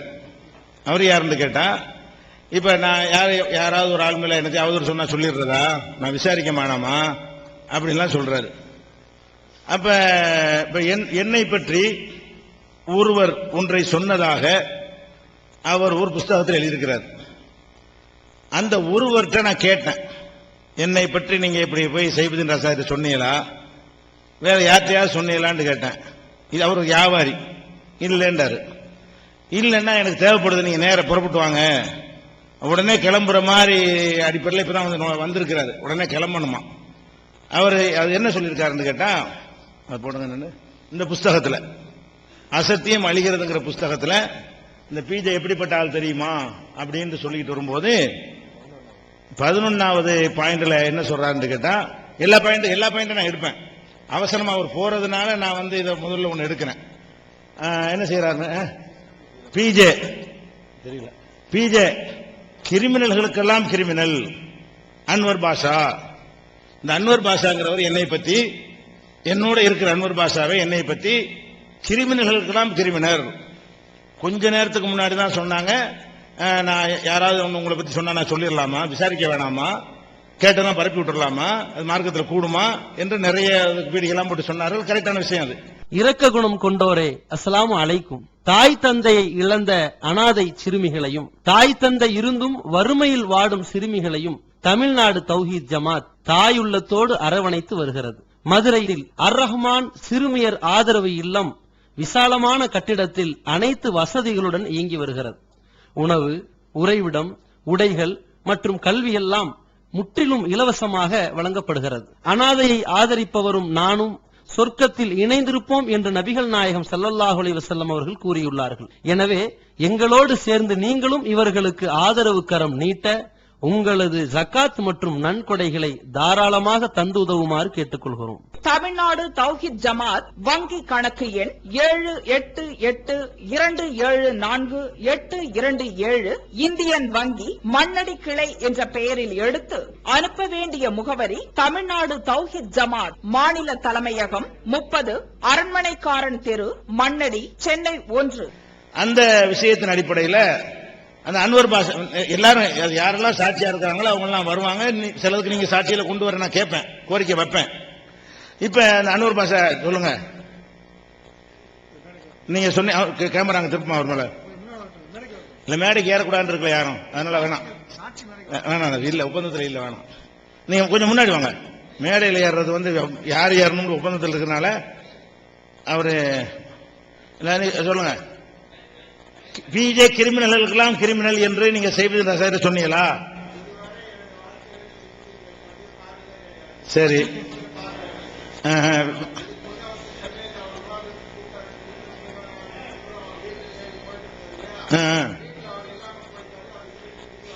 சரி, வேற யார்ட்டாவது இப்படி சொல்லியிருக்கிறீங்களா? சரி, ஓகே, சரி சரி சரி சரி. அப்ப நான் என்னை பத்தி ஒரு ஆள் சொன்னார்னு சொல்லி எழுதி வச்சிருக்காங்க. அப்ப இதெல்லாம் என்னத்துக்காக வேண்டி என்ன இவ்வளவுக்கு ஒரு வெறுப்புணர்வு உங்களுக்கு எதனால வருது? கிறிஸ்துவ விவாதத்தில் நான் ஒரு விஷயத்தை சொன்னா அதை கூட இப்படியாவது திருப்பி வேற மாதிரி கொண்டு போக நினைக்கிறீங்க. அப்படி என்ன உங்களுக்கு எனக்கு பகை? அது கேட்கிறாருல, நான் தான் கேட்கிறேன், என்ன பகை? இவருக்கு அவர் சொல்லாத ஒன்றை வந்து சொன்னதா ஏன் சொல்றீங்க? அப்படி பிஜே கிரிமினல் சொல்லியிருந்தா அவர் எங்களோட இருப்பார் இவ்வளவு காலத்துக்கு. அவரு அப்படியான ஒரு கருத்துல உள்ளவர். அப்ப இது நிறைய சொல்லியிருக்காரு அந்த புத்தகத்தில். அது ஒரு விஷயம், அது எல்லாமே எடுக்கப்படும். ஒன்னும் விட போறது இல்ல, 2 நாள் டைம் இருக்கிறது. அப்ப இப்ப நிபுணர் அரபிக்கு போங்க. இதெல்லாம் ஏதாவது எதுக்கு சொல்றேன்னு கேட்டா, இப்படிலாம் ஒரு மீது அவதூறு சொல்றது வந்து சரியில்லைன்னு பல இடங்கள்ல பேசியிருக்காரு. இங்கே அது சொல்லிட்டதுனால ஆதாரம் காட்ட வேண்டிய தேவையில்லை. அப்ப அந்த மாதிரியா ஒன்றை வந்து என் மீது ஒரு அவதூறு சொல்வது, ஒரு மனிதன் மீது திட்டமிட்டு பொய்ய சொல்லி டேமேஜ் பண்ற மாதிரி கிரிமினல் கூட உள்ள ஆள சொல்லிட்டாருன்னு சொன்னா இதனுடைய நோக்கம் என்ன? வேணும்னு சொல்ற விஷயம் ஆயுது, அல்லது ஒரு மசாலாவை புரிந்து கொள்ற மாதிரி ஒரு மேட்டர் ஆயுது. இது பச்சை அவதூறு. இப்படிலாம் சொல்றதுக்கு அனுமதி இருக்கிறதா? உங்களை பத்தி யாராவது ஏதாவது சொன்னா என்கிட்ட சொன்னா கூட நான் சொல்லக்கூடாது, உங்களை பார்த்ததே இல்லைங்கிறார் அவரு. அவர் யாரோ அவர் சொன்னதாக உங்கள்ட்ட சொன்னா கூட அது எழுதலாமா? அந்த யாருங்கிறவன் யாரு, இவர் யாரு, அவங்களுக்கு என்ன தொடர்பு, சந்திப்பு என்ன, அவன் நம்பிக்கையான ஆளா? இதெல்லாம் ஆய்வு செய்ய மாட்டீங்களா? அப்ப இப்படி எல்லாம் சொல்லி இருக்கிறாங்க. எதுக்கு நான் வருத்தத்தை இதுல பதிவு செய்யறேன். இப்படி எல்லாமா இருப்பது இந்த மசாயில் விஷயமா ஹதீஸ் இல்லாம சொன்னீங்கிறதெல்லாம் அது ஹதீஸுக்காக நான் பேசக்கூடிய பேச்சு. இதெல்லாம் வந்து நீங்க சொல்றது இப்படி எல்லாம் எழுதுவது, புஸ்தகத்தில் எழுதி வெளியிடுறது என்பது இது எந்த வகையில் நியாயம்? சொல்லிக்கிட்டான். அது வேற ஒண்ணு, அதுக்கு பதில் கிடையாது, பாத்துக்கணும். அதே மாதிரி இப்னு அரபின்னு ஒரு இருக்கேன். இப்னு அரபின்னு சொல்லி உலகத்திலேயே மகா இந்த முகமதியாவில் தோன்றிய கெட்டவர்களில் மகா பெரிய சைத்தான் யாரு? இப்னு அரபிங்கிற சைத்தான். இவனை மதரசாக்கள்ல இப்னு அரபி ரஹ்மத்துல்லாஹி அலைஹிம்பாங்க, இப்னு அரபி கத்தஸல்லாஹு சிறுல் அஸீஸ்பாங்க. இவன் எழுதி வச்சிருக்கிறான் புஸ்தகத்துல, நுபுவத்து முடியல, நபித்துவம் முடியல, அது இருந்து கொண்டே இருக்கிறது, அது கியாமத் நாள் வரைக்கும் இருக்கும், நபி வந்துகிட்டே இருப்பாங்க. இப்படி யார் எழுதுனா? இந்த இப்னு அரபிங்கிற கிறுக்கன்னா புத்துஹாத்துங்கிற நூல்ல இன்னும் பல நூல்கள்ல எழுதுனா. ஏண்டா இப்ப வந்துகிட்டு இந்த ஷேக் அப்துல்லா ஜமாலி இப்னு அரபியை கொண்டாடுறான். இந்த சொன்னால சில பேர்களை சொல்லி, நீ உள்ளூர் ஆளுக்கு எனக்கு தெரியாது, அந்த உலமாக்களை போய் கேளுங்க. இப்னு அரபி ரஹ்மத்துல்லாஹி அலைஹி கத்தஸல்லாஹு சிறுல் அஸீஸ்பாங்க. அப்ப நீ இப்னு அரபிங்கிற சைத்தான் வந்து நுபுவத்து முடியலன்றான, அவனை ஏன்டா காப்பிருங்க மாட்டேங்கிறீங்க? நுபுவத்து இன்னும் இருக்குங்கிறான, நபி வரலான்னு சொன்னான, அதைத்தானே இப்ப நோட்டீஸ் அடிச்சு போட்டிருக்கிறான். இவர்களை ஏற்றுக்கொண்ட புத்தகத்தில் இருந்து காட்டியிருக்கிறோங்கிறான, அதான் ஓன் கையை பிடிச்சு ஓன் கண்ணை குத்துறது, ஓன் விரல கொண்டு ஓன் கண்ணை குத்துறது, எல்லாம் குப்பை. சரி, இப்னு அரபியை பத்தி அதான் என்னுடைய அபிப்பிராயம். மேலப்பாளையத்தில் நான் பேசினது, காதியானிகளுக்கு மறுப்பாக பேசும்பொழுது, காதியானீஸ்வரர் எவ்வளவு தவறோ, நுபுவத்து ஒண்ணு இருக்குன்னு வாசலை நீங்க திறந்து வச்சதானப்ப அதுக்கெல்லாம் காரணம். இப்னு அரபிங்கிறவனை போய் ரஹ்மத்துல்லாஹி அலைஹி அவனை வந்து இஸ்லாத்துல சேர்க்க கூடாது. எத்தனை அறிஞர்கள் இருக்காங்க, அவங்களும் அப்படி சொல்ல மாட்டோம். இவனை சொல்லணும். அந்த அளவுக்கு கேடு கட்ட ஒரு ஆளுன்னு சொல்லி நான் பேசிட்டேன். இது இருக்கட்டும். இப்ப பாருங்க, அது சம்பந்தமா நான் பேசுனதுங்க. இப்னு அரபி என்பவர் வந்து ஃபிரௌன முஸ்லிம்னு சொல்லியிருக்கிறாரு. அல்லாஹ்வை நான் வணங்குறேன், அல்லாஹ் என்னைய வணங்குறான் என்றெல்லாம் சொல்லியிருக்கிறாரு. அப்ப இந்த மாதிரி ஈசா நபி வந்து ஜிப்ரீலுடைய விந்துக்கு பிறந்தவர், ஜிப்ரீலுடைய விந்து மூலமாகத்தான் ஈசா நபி பிறந்தார் என்றெல்லாம் எழுதின ஒரு சைத்தானாக வழிகேடனாக நாங்கள் இப்னு அரபியை வந்து மக்கள்கிட்ட சொல்லிக்கிட்டு இருக்கிறோம். நீங்க அதை ஆதரிக்கிற புகழ்ற விதமாக மறுப்பு சொல்றேங்கிற பேர்ல, ஆனா இதுக்கெல்லாம் பதில் சொல்லாம அவர் புகழ்ந்து இருக்கிறீங்க. ஒருவேளை டைம் இல்லாதனால அந்த மறுப்பு சொல்லாம இருந்திருக்கலாம். உங்களுடைய கருத்து இப்போ அதுதானா? அதனால விவாதிக்கணும். இந்த விஷயங்கள்லாம் ஏத்துக்கிறீங்களா? நாங்க புகழ்ந்ததா எங்க பாத்தீங்க? தான் புகழ்ந்ததா பாத்தீங்களா? இருக்குதா? ஆமா. நான் இங்க நல்ல அறிஞர்களை அதாவது பட்டியல் சொல்லிட்டு வந்துட்டு நான் எழுதுனது இமாம் கஸாலி பேசினேன். அதோட இமாம் கஸாலியையும் அபு யஸீத் பிஸ்தாமியும் பேசினேன். இப்னு அரபியா பேசிருக்கேன்னா இல்ல அதாவது எப்படி நான் அந்த மொத்த கான்செப்ட் நாங்க போட்டு காட்டுவோம். நீங்க இப்னு அரபியில சொன்னீங்களா இல்லையான்னு தெரியும். நாங்க இப்ப கேட்கிறேன்னா இந்த கருத்துக்களை இந்த சரி இப்னு அரபி இந்த கூட்டத்துக்கு மறுப்பா ஒரு கூட்டம் போடுறாங்க மேலப்பாளையத்துல. சைபுதீன் ரஸாபி கலந்துக்கிறார். கலந்துக்கிற போது இந்த இப்னு அரபி நான் பேசினேன்ல அதை மறுத்து புகழ்ந்து பேசுறாரு. நான் வந்து ஒரு குற்றச்சாட்டா ஒப்பந்தத்துல கேட்கிறேன், விவாத ஒப்பந்தத்துல. எங்க இப்னு அரபி எல்லாம் புகழ்ந்து சொல்றீங்களே, அப்ப அதையும் விவாத தலைப்பாக்கிக்கிறோமா அப்படின்னு கேட்கிறேன். இப்னு அரபி பத்தி புகழவே இல்லையே. வேற கஸாலி அவங்கள தானே நான் வந்து நல்லவங்க சொன்ன அந்த கூட்டத்துல, இப்னு அரபியை புகழவே இல்லையேன்ட்டார். இப்ப பாருங்க அந்த கூட்டத்தில் என்ன பேசுறான்னு காட்டுறேன். இந்த உம்மத்திலேயே கடைசியில வர்றவன் வரக்கூடியவர்கள் முன்னால் சென்றவர்களை யார் முன்னால போனவங்க? யாருங்க முன்னால போன? கஸாலி போயிட்டாரு, இப்னு அரபி போனாரு, சஹாபாக்கள் போனாங்க, இமாம்கள் போனாங்க, தக்லீத் செய்த எண்ணற்ற கோடான கோடி அறிஞர் பெருமக்கள் சொன்னாங்க. போனவங்க அத்தனை பேரையும் விமர்சனம். சரி, இதுல கஸாலி இப்னு அரபி போன்ற அறிஞர் பெருமக்கள் எல்லாம் போயிட்டாங்களாம். சஹாபாக்களோட யார வைக்கிறாரு? இப்னு அரபியை பத்தி பேசுறாரு. அவங்க அறிஞர், அவங்க நீ குறை சொல்றியா அப்படின்னு சொல்லி கேட்கிறாரு. அஜா அடுத்து இன்னும் இப்னு அரபி பேசுறது பாருங்க.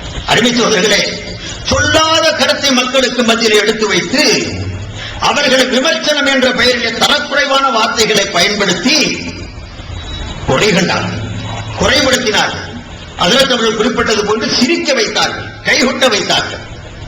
அதிலேயும் அண்ணன் இமாம் கஸாலியையும் அந்த பாவப்பட்ட இப்னு அரபியையும் படுத்தின வாடு கூட்டத்தில் வச்சு கஸாலின்னு ஒருத்தர் இருந்தான். எப்படிப்பட்ட பேச்சுப்பாடு! நாங்கள்லாம் சிறுபிராயத்தில் அவரை மாதிரி எங்களுக்கு உள்ளம் குடுலாம் வேண்டி.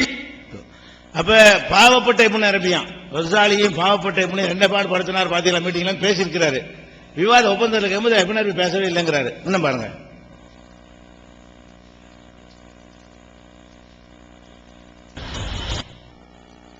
காஃபிர் என்று சொல்லி, ஷைத்தான் என்று சொல்லி, அவர்கள்லாம் சின்ன சிறிய செய்த தவறுகளுக்கெல்லாம் ஷைத்தான் தான் ஒன்னே எவ்வளவு பெரிய ஷைத்தான் சொல்றது. இப்னு அரபி சின்ன சின்ன தப்பு செஞ்சுட்டாராம், அதுக்காக அவர் போய் ஷைத்தான்ங்கிறீல அப்படிங்கிறாரா? இதுதான் அந்த மேடையில் பேசினதுதான். அப்புறம் பாருங்க வேடிக்கை. கருத்துக்களை இந்த கருத்துக்கள் தவறானது. இதெல்லாம் சொன்னாரோ இதை இப்னு மூசா தவறுக்கு தான் உங்களுக்கு வேற அர்த்தம் இருக்கிறதுனால தவறா கடுமையான விஷயமா? இது கடுமையான விஷயம். அல்லாஹ் என்னை வணங்குகிறான். அதாவது ஒப்பந்தத்தில் கேட்கிறேன், யஅபுதுனி வ அபுதுஹு, அல்லாஹ் என்னைய வணங்குறான், நான் அல்லாஹ் வணங்குறேன்னு எழுதியிருக்கிறானே, இது சரியான்னு உங்களுக்கு கேட்கிறேன். தவறுங்கிறாரு. தவறுனா சின்ன தவறா கடுமையான விஷயம்? கடுமையான விஷயங்கிறாரு. அந்த கடுமையான விஷயம் செஞ்சவரை பத்தி மீட்டிங்ல என்ன சொல்றாரு? சின்ன சின்ன தவறு செஞ்சதுக்கெல்லாம் அப்ப இந்த பாவப்பட்ட இப்னு அரபி எப்படி சின்ன பிள்ளைகளாம் நேரடியா கேட்கும்போது கடுங்குற்றம். என்ன கடுங்குற்றம்? என்னை அல்லாஹ் வணங்குறான், அல்லாஹ் என்னை வணங்குறான்னு சொல்லி இன்னும் பாருங்க. கேட்கிறேன், இப்னு அரபி என்பவருடைய இந்த கொள்கை இதுதான் நெசமா உங்களுக்கு தெரியாதா? சில இது கேட்கிறேன், சில இது தெரியும், சில இது தெரியும், தவறுன்னு தெரியும். இல்ல இது வந்து இவர் இந்த கருத்துல தாவீல் இதெல்லாம் ஃபிரௌன வந்து தெளிவா இருக்கிறாருன்னு உங்களுக்கு ஃபிரௌன மூமின்னு சொன்னது தெரியும். அவர் இது போன்று இருக்கக்கூடிய கருத்துக்கள்ல அவர் தவறு செஞ்சிருக்கிறார். தவறு தான் செஞ்சிருக்காரா? தவறு, இது பெரும் தவறுன்னு சொல்லுங்க. அத நம்ம இல்ல நான் அல்லாஹ் அதாவது ஃபிரௌன வந்து மூமினு, மூசா தான் ஈமான் இல்லைன்னு சொல்லியிருக்கிறான, அதெல்லாம் உங்களுக்கு தெரியும், அது தெரியுங்கிறாரு. சிறுதை வருகிறார் மேடையில.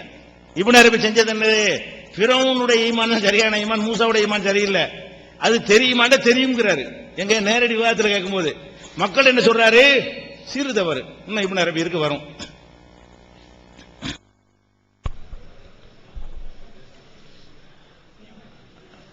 அஸ்ஸலாமு அலைக்கும் வரஹ்மத்துல்லாஹி வபரகாத்துஹு. கண்ணியமிகு சகோதரர்களே, நான் 2 மசாலா எடுத்து வச்சிருக்கிறேன். மகானியுடைய நூலுதும் பிரதி வந்துடும். இன்ஷா அல்லாஹ் அதுக்கு பிறகு அவங்க பதில்ல பேசுவாங்க. அடுத்து இப்னு அரபியை பத்தி விவாத ஒப்பந்தத்தில் அதுக்கு முன்னால மீட்டிங்கில் நடந்த விஷயங்களை ரொம்பவும் ஆய்வு செஞ்சு நம்ம பேச்சுக்கு இவ்வளவு மரியாதை கொடுத்து இன்ஷா அல்லாஹ் அதை போட்டிருக்கிறாங்க. நான் பெரும் குற்றம்னு அதுக்கு சொன்ன காரணம் இப்னு அரபியின் மீது சொல்லப்படக்கூடிய குற்றம். நான் சொன்னேன், மனிதர்கள் மீது தீர்ப்பு செய்ய நான் தயாரா இல்ல. மனிதர்கள் செய்த செயலை விமர்சிங்க. அவரை பிறவுன மூமின்னு சொன்னா பெருந்தவர் செய்யறாரு, விளங்காம செய்யறாரு. உண்மையில் அவர் சொல்லியிருந்தா யாராவது அவங்க மேல களங்கம் ஏற்படுத்திருக்க வேண்டி பூத்தி இருந்தாங்கன்னா என்ன செய்ய முடியும்? இந்த அர்த்தத்தை வச்சு சொன்னேன் நான். அதனால அந்த நபர் மேல நான் ஒன்னும் தயாரா இல்ல. செய்யக்கூடிய செயல் மிகப்பெரிய தவறு அப்படிங்கறது சொன்னேன். மற்றபடி அவருடைய பல வேற நிலைகளை பார்த்தா மூமினாவும் தெரியுது, இந்த நிலைகளை பார்த்தா பெரும் தவறாகவும் தெரியுது. அதனால அவரை பத்தி நான் எந்த விதமான முடிவை சொல்வதற்கு இல்ல. அது நரகவாதி ஆக்கி கொண்டு போய் சேர்க்கணும் இல்ல. நரகம் தான் நரகத்துக்கு போய் சேர்றாரு. அவரை பற்றி விமர்சிக்க வேண்டியதில்லை. அதனால அதை விவாத பொருளாக்க வேண்டியதில்லை. எனக்கு கருத்து வேறுபாடு இருக்கு, இப்னு அரபியை நான் மதிக்கிறேன்னு சொல்லியிருந்தா விவாத பொருளாக்கலாம். அப்படின்ற பிறகுதான் அந்த விவாத பொருளுங்கிறத விட்டு நீக்கணும் நம்ம. அப்ப பல விஷயங்களை இப்படி நம்ம ஒத்த கருத்து வரும்போது நீக்கப்பட்டது. அதை இப்ப எடுத்து வச்சுக்கிட்டு அதை இப்னு அரபியை போல்ந்தாரு அப்படின்னு கிளிப்ஸ் போட்டு காட்டுறது, அது வேறு விதமான கருத்துக்களை உருவாக்குறதுக்காக என்ன தவிர இப்னு அரபியை நான் ஒரு ஜன்னத்தின்னு சொல்றதுக்கும் இல்ல, ஜஹன்னமின்னு சொல்றதுக்கும் இல்ல. அவர் உண்மையிலேயே இந்த சொல்லுகள்லாம் சொல்லி இருந்தாருன்னா அல்லாஹ் எங்க கொண்டு சேர்க்கிறான்னு சேர்த்துட்டு போறான். நம்ம அவரை எடுத்துக்கிட்டு அவர் மூலமாக நாம போனுங்கக்கூடிய கட்டாயம் அல்ல. இதே மாதிரி இப்பதான் அன்வர் பாஷாண்டு அல்ஹம்துலில்லாஹ் இப்பதான் நான் பாக்குறேன். அதுவும் உண்மை. அவர் என்னைத்தான் இப்பதான் பார்த்தா சொன்னாரு, அதுவும் சரி. புஸ்தகத்துல பிஜேயை பத்தி நான் எழுதியிருக்கிறேன். 1 அல்ல 2 அல்ல. அவர் என்னமோ 1 மட்டும் சொல்லிட்டாரு, இருந்துட்டு போகுது. 37 குற்றச்சாட்டுகளை நான் சொல்லி இருக்கிறேன். ஒன்னு கூட ஏன் சார்பா நான் சொன்னதில்லை. இது ஒவ்வொரு இதுலையும் அவங்க சொன்னதாக தமுமுகவில் இருந்து போடப்பட்ட பிரதிகள் என்கிட்ட இருக்குது. அவங்க ஒவ்வொருத்தருடைய பேரோட போட்டு இவரை பத்தி விமர்சனம் செஞ்சிருந்தாங்க. இதை ஏன் எழுதுனேங்கிறது அதுக்கு பின்னணியும் பார்க்கணும் நீங்க. நான் எடுத்த உடனே இவர் மேல குற்றச்சாட்டு வைக்கிறதுக்கு எனக்கு என்ன வந்துச்சு? இவருக்கு இந்த அவருங்க என்னைய பத்தி இவ்வளவு பெரிய நோட்டீஸ் போட்டாரு தன்னுடைய புஸ்தகத்துல. நான் காலையிலும் கூட அதை சுட்டி காட்டினேன். இதுக்கு முன்னால நடந்தது. அதுக்கு பிறகு அவருடைய பத்திரிகையில சாகச கலைஞர், சரியான நடிகர், சைஃபுத்தீன் ருஷ்தி, சல்மான் ரஷாதி, அந்த அயோக்கிய பயல ரஷாதி ஆக்கி இந்த அப்பாவி பயல ருஷ்தின்னு ஆக்கினார். சல்மான் ருஷ்திங்கிற அவர் சொல்லாம இவர் என்ன பால்ல குளிச்ச நபர் அல்ல. நம்மளை பத்தி எவ்வளவு சொல்லணுமோ சொல்லிக்கிட்டே இருந்தாரு, எல்லா இடத்துலயும் சொல்லத்தான் செஞ்சார். அப்ப எப்பவுமே ஜஸாஉ சய்யாத்தின் சய்யாத்தும் மிஸ்லுஹா, பாவத்துக்கு பாவம் தான் பரிகாரமாகும். ஒரு குற்றச்சாட்டை சொல்றாருன்னா அவரை பத்தி சொல்ல குற்றச்சாட்டுகளை சொல்லணுங்கிறதுக்காக வேண்டி நான் அவருடைய பிஜேயுடைய சகோக்கள், முன்னாள் சகாக்கள் என்ன சொல்றாங்கன்னு எடுத்து போட்டேன். இல்லாட்டினா நான் ஏன் போடணும்? நானா எடுத்து அவர் எழுத போறேன்? ஆதாரம் இல்லாம எழுதி போட்டார். என்ன எந்த ஆதாரத்தை வச்சு எழுதுனீங்க? குப்பை கொட்டி கொண்டிருக்கக்கூடியவர், கள்ளப்பேர்வழி, பிராடு பேர்வழி, மார்க்க வியாபாரி, இந்த பிராடு கடைந்தெடுத்த கோளை, மார்க்க மசாயல்களில் துணிந்து போய் சொல்லி பழக்கப்பட்ட நாவு. எப்படிப்பட்ட குற்றச்சாட்டு? என்னை பத்தி எழுதுனது. என்னைய பத்தி அல் ஜன்னத்து பத்திரிகையில போட்டு, அது மட்டுமல்ல அவருக்கு நம்ம ரொம்ப விளம்பரம் கொடுத்தது. நான் சொல்றேனே, நான் இந்த அளவுக்கு மேடை ஏறுறதுன்னா பிஜே தான் காரணம். இல்லாட்டி என்ன எவனுக்கு தெரியும்? அதனால எனக்கு ஏதாவது ஒரு பலன் இருக்குதுன்னு சொன்னா அவர் மூலமா தான் வந்துகிட்டு இருக்கு. உனக்கு அவர் தௌபா செஞ்சாருன்னா என் வருமானம் பூரா போயிடும். மாறினாராக்கும், அதோட நம்ம சாப்டர் குளோஸ். விளங்குதா? அதனால எவ்வளவு விளம்பரம் இருக்கா? இல்லாட்டி எனக்கு என்னங்க தெரியும்? நான் ஒரு எங்கேயோ ஒரு மூலையில இருக்கிற ஆளு, நான் அது மாநிலம் கடந்து கிடக்கிற ஆளு, நான் என்னத்து பேச போறேன்? அவர் நமக்கு கொடுத்த விளம்பரம் இது. இப்படியெல்லாம் பேச போனதுக்கு பிறகுதான் நான் இதையும் எழுத வேண்டிய தேவை வந்துச்சு. இல்லாட்டி நான் ஏன் எழுதுறேன்? அதனால அது இப்ப எழுதல, அது எழுதி எத்தனையோ வருஷமாச்சு. அது இன்னைக்கு என்னமோ வெளியே வந்திருக்குது. 1426 8 வருஷம் ஆக போகுது கிட்டத்தட்ட. ஆக அருமை சோதரே, இன்னொன்னு பிஜே எதையுமே கொஞ்சம் வித்தியாசமா தான் திங்க் பண்ணுவார். எதையுமே மிகைமிடித்து பேசக்கூடிய பழக்கம். நம்ம எந்த இடத்துலையும் நஜாத்து பத்திரிகையில வேலை செய்யறீங்களே, இதுக்கு ஏதாவது சம்பளம் இருக்குதான்னு கேள்வி கேட்டாங்க. நான் சம்பளம் வாங்கவும் இல்லை வாங்குவதாகவும் இல்லைன்னாரு எழுதியிருந்தார். அவன் கிளிகிளின்னு கிழிச்சான் நஜாத்துக்காரன். இவரை பட்டி போட்டு ஒவ்வொரு தடவைக்கு நான் வச்சு பட்டியல் வச்சிருக்கிறேன். இவர் மாசம் மாசம் எவ்வளவு சம்பளம் வாங்கினாருங்கிறதுக்காக வேண்டி அதுக்கு பிறகு இருந்தாலும் எழுதிக்கிட்டே இருந்தார். அப்ப இவர் அறவே வாங்கல. இப்ப சொல்றாரு கூட்டத்துக்கு போய் நாங்க யார்ட்டையும் சல்லி காசு வாங்கலன்ட்டு. இவர் யாரை பயன்படுத்தி என்னையெல்லாம் இந்த மாதிரி கிளிகிளின்னு கிழிச்சாரோ அந்த பதிலைகளாகி பல நோட்டீஸ் போட்டிருக்கிறான். ஒவ்வொரு கூட்டத்துக்கும் 5000, 10,000, 2000, 3000, 500 என்று பல தரமா வாங்கினவர் தான் பிஜே. பழைய சாக்க தப்பா இருந்தவன் மேல போடணுமா இல்லையா கேஸ்? அவன் போட்டிருக்கிறானே நோட்டீஸ்.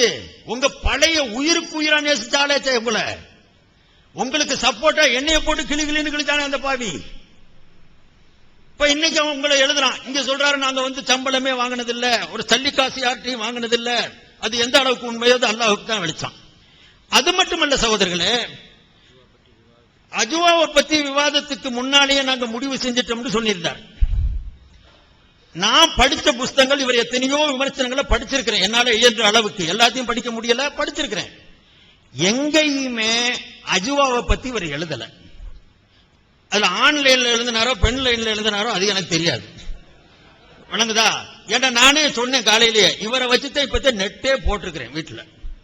அது இவரை தெரிஞ்சுக்கிறதுக்காண்டி தான் போட்டிருக்கிறேன். இல்லாட்டினா அதுக்கு காசு கட்ட மாட்டேன் நான்.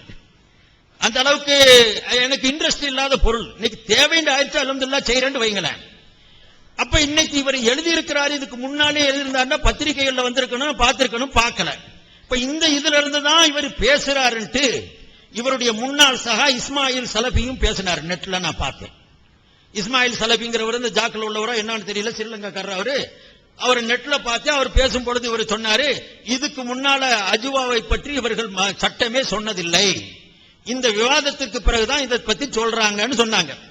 இதை அடிப்படையாகத்தான் வச்சு அவங்கள்ட்ட மாட்டிக்கிட்டாங்க. அதுக்காக வேண்டி பேசினாருக்கூடிய தகவல் நான் உங்களுக்கு முன்னால சொன்னேன். அதே மாதிரி சகோதரர்களே, எந்த விஷயத்தையுமே எல்லை மீறி பேசக்கூடிய குணம் பிஜேட்ட இருக்குது. இது எங்க வரைக்கும் போச்சு, நபி வரைக்கும் போய் தாக்குச்சு.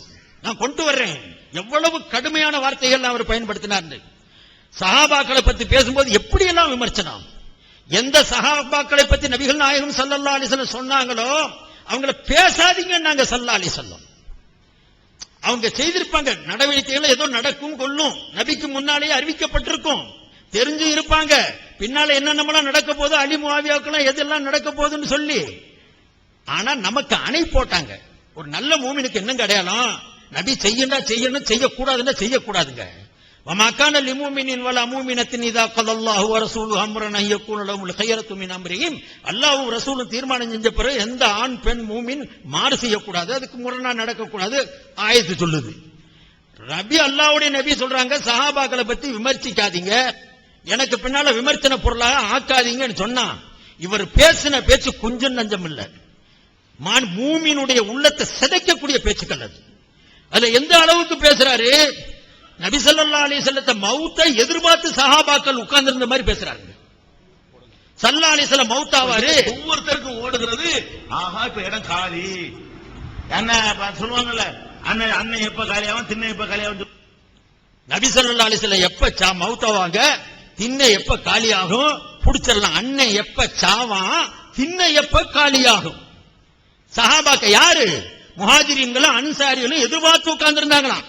எதிர்பார்த்து உட்கார்ந்து இருந்து அவங்கள்ட்ட நோய் வர வச்சு, கொள்கை நோய். ஹஜ்ரத் உமர் ரலியல்லாஹு அன்ஹு ரசூலுல்லாஹ் மௌத்தானதுக்கு பிறகு ரசூலுல்லாஹ் ஸல்லல்லாஹு அலைஹி வஸல்லம் இவ்வளவு சீக்கிரமா நம்ம விட்டு போக மாட்டாங்க, இருப்பாங்க. இன்னும் இவங்களை கொண்டு நமக்கு வெற்றிகள் பெற வேண்டியிருக்குது. அதுல விளக்கமா இருக்குது வரலாற்று நூல்கள்ல. அதுக்கு முன்னால அல்லாஹ் அவங்களை கூப்பிட்டுக்கிற மாட்டான், அதனால இவங்க இருப்பாங்க. இப்ப மயக்க நிலையில இருப்பாங்க, அல்லாஹ் இடத்துல கூட போயிருப்பாங்க. அங்க போய் நமக்காக வேண்டிய வஹீகளை பெற்று வருவாங்க. அவர் ரசூலுல்லாஹ் மேல இருந்த அளப்பரிய ஆனந்தத்தின், மரியாதையின், மஹப்பத்தின் காரணத்தினால ஹஜ்ரத் உமர் நபிய இறந்துட்டதாரு சொல்லாத, சொன்னா கொண்டு ஓடுவேன். சொன்னா நபி இறந்து போயிட்டாங்கன்னு சொன்னா கொண்டு ஓடுவேன். அவர் எப்பவுமே ஒவ்வொன்னையும் அப்படித்தான் நிப்பார். உமர் ஈமான்ல வேகமான ஆள், அவர் சோட போனால ஆள் இல்ல. தானிய அல்ரிபு உனக்குன்னு சொல்றது அவர் வளமை. ஏன்னா கொஞ்சமாவது மாத்தண்டா கழுத்து தீவிரம் பாரு, அப்படி கூட உள்ள ஆளு. நபி இறந்துட்டாங்கன்னு எவனும் சொன்னீங்க கொண்டு விடுவேண்டார். இது அல்லாஹ் சொல்ல வச்சிருக்கிறாங்க. எந்த நபியை நான் கொல்ல போறேன்னு கிளம்பினார உமர், யாராவது செத்தான்னு சொன்னா கொன்னு ஓடுவேன். அல்லாஹ் சொல்ல வச்சான். நபியை கொல்ல போவேன்னு கிளம்பினாரா இல்லையா? அதே உமரை இப்படியும் சொல்ல வச்ச ஒரு சிறப்பை காட்டுறதுக்காக அல்லாஹ் சொன்னானோ, ஒரு உண்மையை எடுத்து காட்டுறதுக்காக சொன்னானோ, ஆக நடந்த நிகழ்ச்சி. இதை அவர் எப்படி விவரிக்கிறார் தெரியுமா? யார ஹஜ்ரத் உமர் ரலியல்லாஹு அன்ஹு பத்தி சொல்லும் போது அவருக்கு கொள்கை குழப்பம் வந்துருச்சு. நபியா இறப்பாங்களா? ஆஹா, இறக்கவே முடியாதே. நபி இறக்காதவங்க என்னைக்காவது உமர் சொன்னாரா? அவர் கூட எல்லா ஜனங்களும் சேர்ந்துக்கிட்டாங்களா? மெஜாரிட்டியா எல்லாரும் நபி இறக்கவே இல்லை. அதுக்கு பிறகு அபூபக்கர் வந்து ஒரு ஆயத்தை படிச்சாரு. அதுக்கு பிறகு குழப்பம் தீமுச்சு. கொள்கை குழப்பம் தீர்ந்த உடனே அபூபக்கர் மந்திரம் போட்டது மாதிரி ஆயத்து போட்ட உடனே கிளம்பிருமோ? மஹப்பத்தின் காரணத்தினால இப்ப இறக்கலன்னு சொல்லிக்கிட்டு இருந்தார்.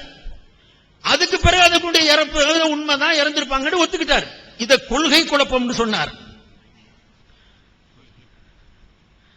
அதுக்கு பிறகு இவங்க பனு சாயிதாங்குடைய இடத்துல போய் அவங்க எல்லாம் தனித்தனியா பிரிஞ்சு நம்பர் 3 பண்ணி விலைக்கு சொன்ன பிறகு மூத்தா போனதை கன்ஃபார்ம் பண்ணிட்டாங்க. இப்ப என்ன நோய் பிடிக்குதுன்னு கேட்டா, ரசூல் ஸல்லல்லாஹு அலைஹி வஸல்லம் அவர்கள் இருக்கிற வரைக்கும் தொற்றாத நோய் இறந்த பிறகு வருது. எப்படி வருது? அந்த இனம் நபி ஸல்லல்லாஹு அலைஹி வஸல்லம் இறக்காத வரைக்கும் இருந்த நோய் இறந்த உடனே இந்த இனவெறி வந்துருச்சான் சஹாபாக்களுக்கு. நீயா நானா? அஸ்ஸலாமு அலைக்கும் வரஹ்மத்துல்லாஹி வபரகாத்துஹு. அன்புள்ள சகோதரர்களே, மகானி சம்பந்தமா சொன்னாங்க. இன்னும் புக்கு தரல. தந்தா தானே நான் சொன்னது விளக்க முடியும். அடுத்து நபீத ஆரம்பிச்சாங்க, பாதியில் நிப்பாட்டினாங்க, டைம் முடிஞ்சு, அது தொடரல. அதனால அந்த 2 அப்படி இருக்கு. முடிச்சவன பதில் சொல்லுவோம். மகானி தந்தவன அதுக்கு பதில் சொல்லுவோம்.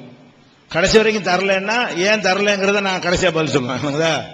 தந்துட்டாங்கன்னா அதை வச்சு பதில் சொல்லுவோம். மகானிய தரலன்னு சொன்னா அதை வச்சு நான் பதில் சொல்லுவேன். இப்ப நிறைய விஷயங்கள் வந்திருக்காரு. இப்பதான் எல்லாம் வெளியே வருது. என்ன வருது? சஹாபாக்களுக்கு குழப்பம் ஏற்பட்டதுங்கிறது, அன்னை எப்ப சாவான், இதெல்லாம் எல்லாம் வந்து விளக்கம் சொல்லக்கூடிய ஒரு நல்ல சிறந்த வாய்ப்பை எனக்கு தந்திருக்கிறான். இதெல்லாம் எந்த ஒன்றையும் மறுக்க மாட்டேன். நான் சொன்னதுல வந்து பின்வாங்கவும் மாட்டேன். எங்கேயும் எந்த மேடையிலையும் சொல்லுவது மேடையில் சொன்ன விஷயங்கள் தான் அது நிரூபிப்பேன். அடுத்து ஒண்ணு வர்றேன். அதுக்கு இடையில இந்த விஷயங்கள் நுழைவதற்கு முன்னாடி இந்த அன்வர் பாய் மேட்டர் வருது. இந்த புஸ்தகத்தை எழுதியிருக்கிறார். 8 வருஷம் முந்தைய எழுதினா என்ன, 10 வருஷம் முந்தைய எழுதினா எழுதியிருக்கிறார். எழுதி என்னை பத்தி பலரும் சொன்னது இல்ல போடுறாரு. ஏன் போடுறேன்னு போடுறாரு தெரியுமா? இவர் மார்க்கம் சொல்ல தகுதியானவர் இல்ல, மார்க்கம் சொல்ற நல்லவரா இருக்கானே, இதோ பாருங்கள் இவரை பத்தி விமர்சனங்கள் போடுறாரு. பல பேர் ஒரு அறிவிப்பாளர் விமர்சனம் பண்ணுனா பலவீனமான மோசமான சொன்னா ஓகே தான். ஆனா விமர்சனம் பண்றவன் பொய்யனா இருந்தா, விமர்சனம் பண்றவன் அயோக்கியனா இருந்தா, அப்ப என்ன செய்யணும்? இந்த விமர்சனம் பண்ண ஆள்கள்லாம் சரியான ஆளுகள் நீங்க சொல்றீங்களா? அது குறித்து நான் கேட்கிற கேள்விக்கு நீங்க பதில் சொல்ல தயாரா? நீங்க யார் சொன்னதாவெல்லாம் போட்டிருக்கீங்களோ, அன்வர் பாஷாவை தவிர யார் சொன்னதாவெல்லாம் போட்டிருக்கிறீங்களோ, பாக்கி அவ்வளவு பேருடைய நாணய நேர்மையை பற்றி தகுந்த ஆதாரத்தோட நான் சொல்லுவேன். நீங்கள் வந்து ஆதாரத்தோட வந்து அவர் நல்லவர் தான் நிரூபிச்சிருங்க. அப்புறம் அவர் என்னை பத்தி சொன்னதை பத்தி நீ சொல்லணும். இப்ப இந்த ஜவாஹிருல்லா, ஃபலுல் இலாஹி ஆதாரம், தடா ரஹீம், அமீருத்தீன், எவ்வளவு பெரிய முக்கியமான ஸ்காலர்ஸ் பாருங்க. வந்து அப்புறம் வந்து அமீருத்தீன், ஃபதுலுல்லாஹி, உலக புகழ்பெற்ற ஏர்வாடி காசிம், பல செய்தி இல்ல இன்னும் ஆதாரம் பல செய்திகள், ஆதாரம் நேரடியாக கேட்டவர்கள் அப்படின்னு சொல்லிட்டு இவ்வளவு இதுதான் உங்களுடைய அளவுகோல். முதல் விஷயம் விளங்கிக்கிறங்க, என்னை பத்தி என்னவெல்லாம் சொல்றாங்கிறீல்ல, இவங்களெல்லாம் நாங்கள் நீக்கி வேணாம்னு வெளியேறி போட்ட பிறகு சொன்னாங்களா, இந்த விமர்சனங்களுக்காக எங்களை விட்டு வெளியே போனவங்களா? நாங்க ஆள் சரியில்லை, சில தப்பான நடவடிக்கைகள் சில காரணத்துக்கு தூக்கி வெளியே ஏற்றிருப்போம். இங்கே இருந்தாங்க, வச்சுக்கிற நாங்க தயாரா இல்ல, பலவீனமானது இந்த மூதுவான ஆள்களா போயிட்டாங்க. அந்த மாதிரி அறிவிப்பாளரை போன உடனே நாங்க வெளியேற்றிட்டோம். வெளியேற்றின பிறகு ஒருவர் வந்து ஒரு ஆளை பத்தி சொன்னாரையானால் அது சரியா இருக்குமா? நான் அப்படி சொல்வதாயிருந்தா அவர் ஆதாரத்தோடு நிரூபிக்கணும். சரி, இப்ப ஜவாஹிர்லா பேரை போட்டிருக்கீங்க.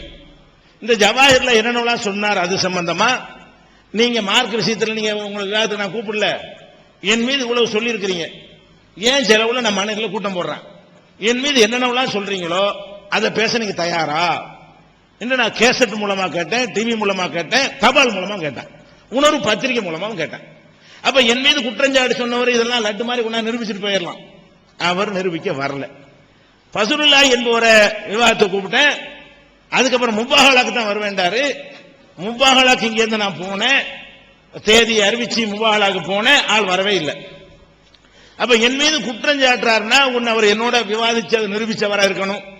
யார் மேலே குற்றம் சொல்லலாம், நான் தான் தயாருங்கிறேன். என் மேல இருந்தா நிரூபிங்கப்பா, நான் மனுஷன் தான், தவறான விஷயங்கள் நிரூபிச்சிருங்க, என்னை டேமேஜ் பண்ணுங்க, நான் என்ன தரத்திருக்கணும் அதை மக்கள்கிட்ட போய் சொல்லுங்க, அதை நான் தயாரா இருக்கிறேனே.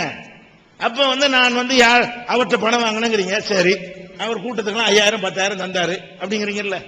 9 பேர் உட்கார்ந்துருக்காங்களே, இவ்வளவு பேர் யாருன்னா எங்க அமைப்புல கிளை மாவட்டத்தில் கூட்டத்தை ஏற்பாடு செய்யக்கூடியவங்க, இவங்க தான் வசூல் பண்ணி பேச்சாளருக்கு கொடுக்கக்கூடியவங்க. அப்ப இவங்க எல்லாம் நினைப்பாங்க நம்ம ஒண்ணு கூட கொடுக்கலன்னு உங்களுக்கு தெரியாதா? இவங்க மட்டுமா பார்ப்பாங்க? இந்த சீரிய உலகம் எல்லாம் பார்த்துட்டு இருக்கிறாங்களே. நாங்க வெளிநாட்டுல போகும்போது கூட ஒண்ணு வாங்கலன்னு இருந்தோமே, இவங்க எப்படி வாங்கியிருப்பாங்க? வாங்குற அன்பளிப்பு வாங்க மாட்டோம். என்ன வாங்குவோம்? பேனா பென்சிலு, சொல்லி காட்ட முடியாத அற்பமான பொருட்களை தான் வாங்குவோம். பெரிய சாமான வாங்கிட்டு வைங்க, நான் வாங்கி கொடுத்த சட்டை தான் போட்டிருக்காருமாங்க. சுயமரியாதை பாதிக்கும். விருந்துக்கு போக மாட்டேன், செல்வந்தர்களுடைய வீடுகளுக்கு விருந்துக்கு போக மாட்டேன். ஏன்னா விருந்துக்கு பக்கத்தில் போட்டா எடுத்துட்டு என்னை பத்தி என்ன செய்வாங்க, நம்மளோட சோறுங்கிறான்னு காட்டுவாங்க. அதெல்லாம் எனக்கு பிடிக்காது. சுயமரியாதையை நாங்க அவ்வளவு பேணிக்கிட்டு இருக்கிறோம். அப்ப இது எவன்டையாவது வாங்கணும்னு ஒருத்தர் யாரெல்லாம் சொல்ற யாருன்னு பாத்தீங்கன்னா வேணான்னு நீக்கப்பட்ட ஆளுங்க. தலா ரஹீம்ங்கிற ஆளுக்கு வேலை கூப்பிட்டேன்.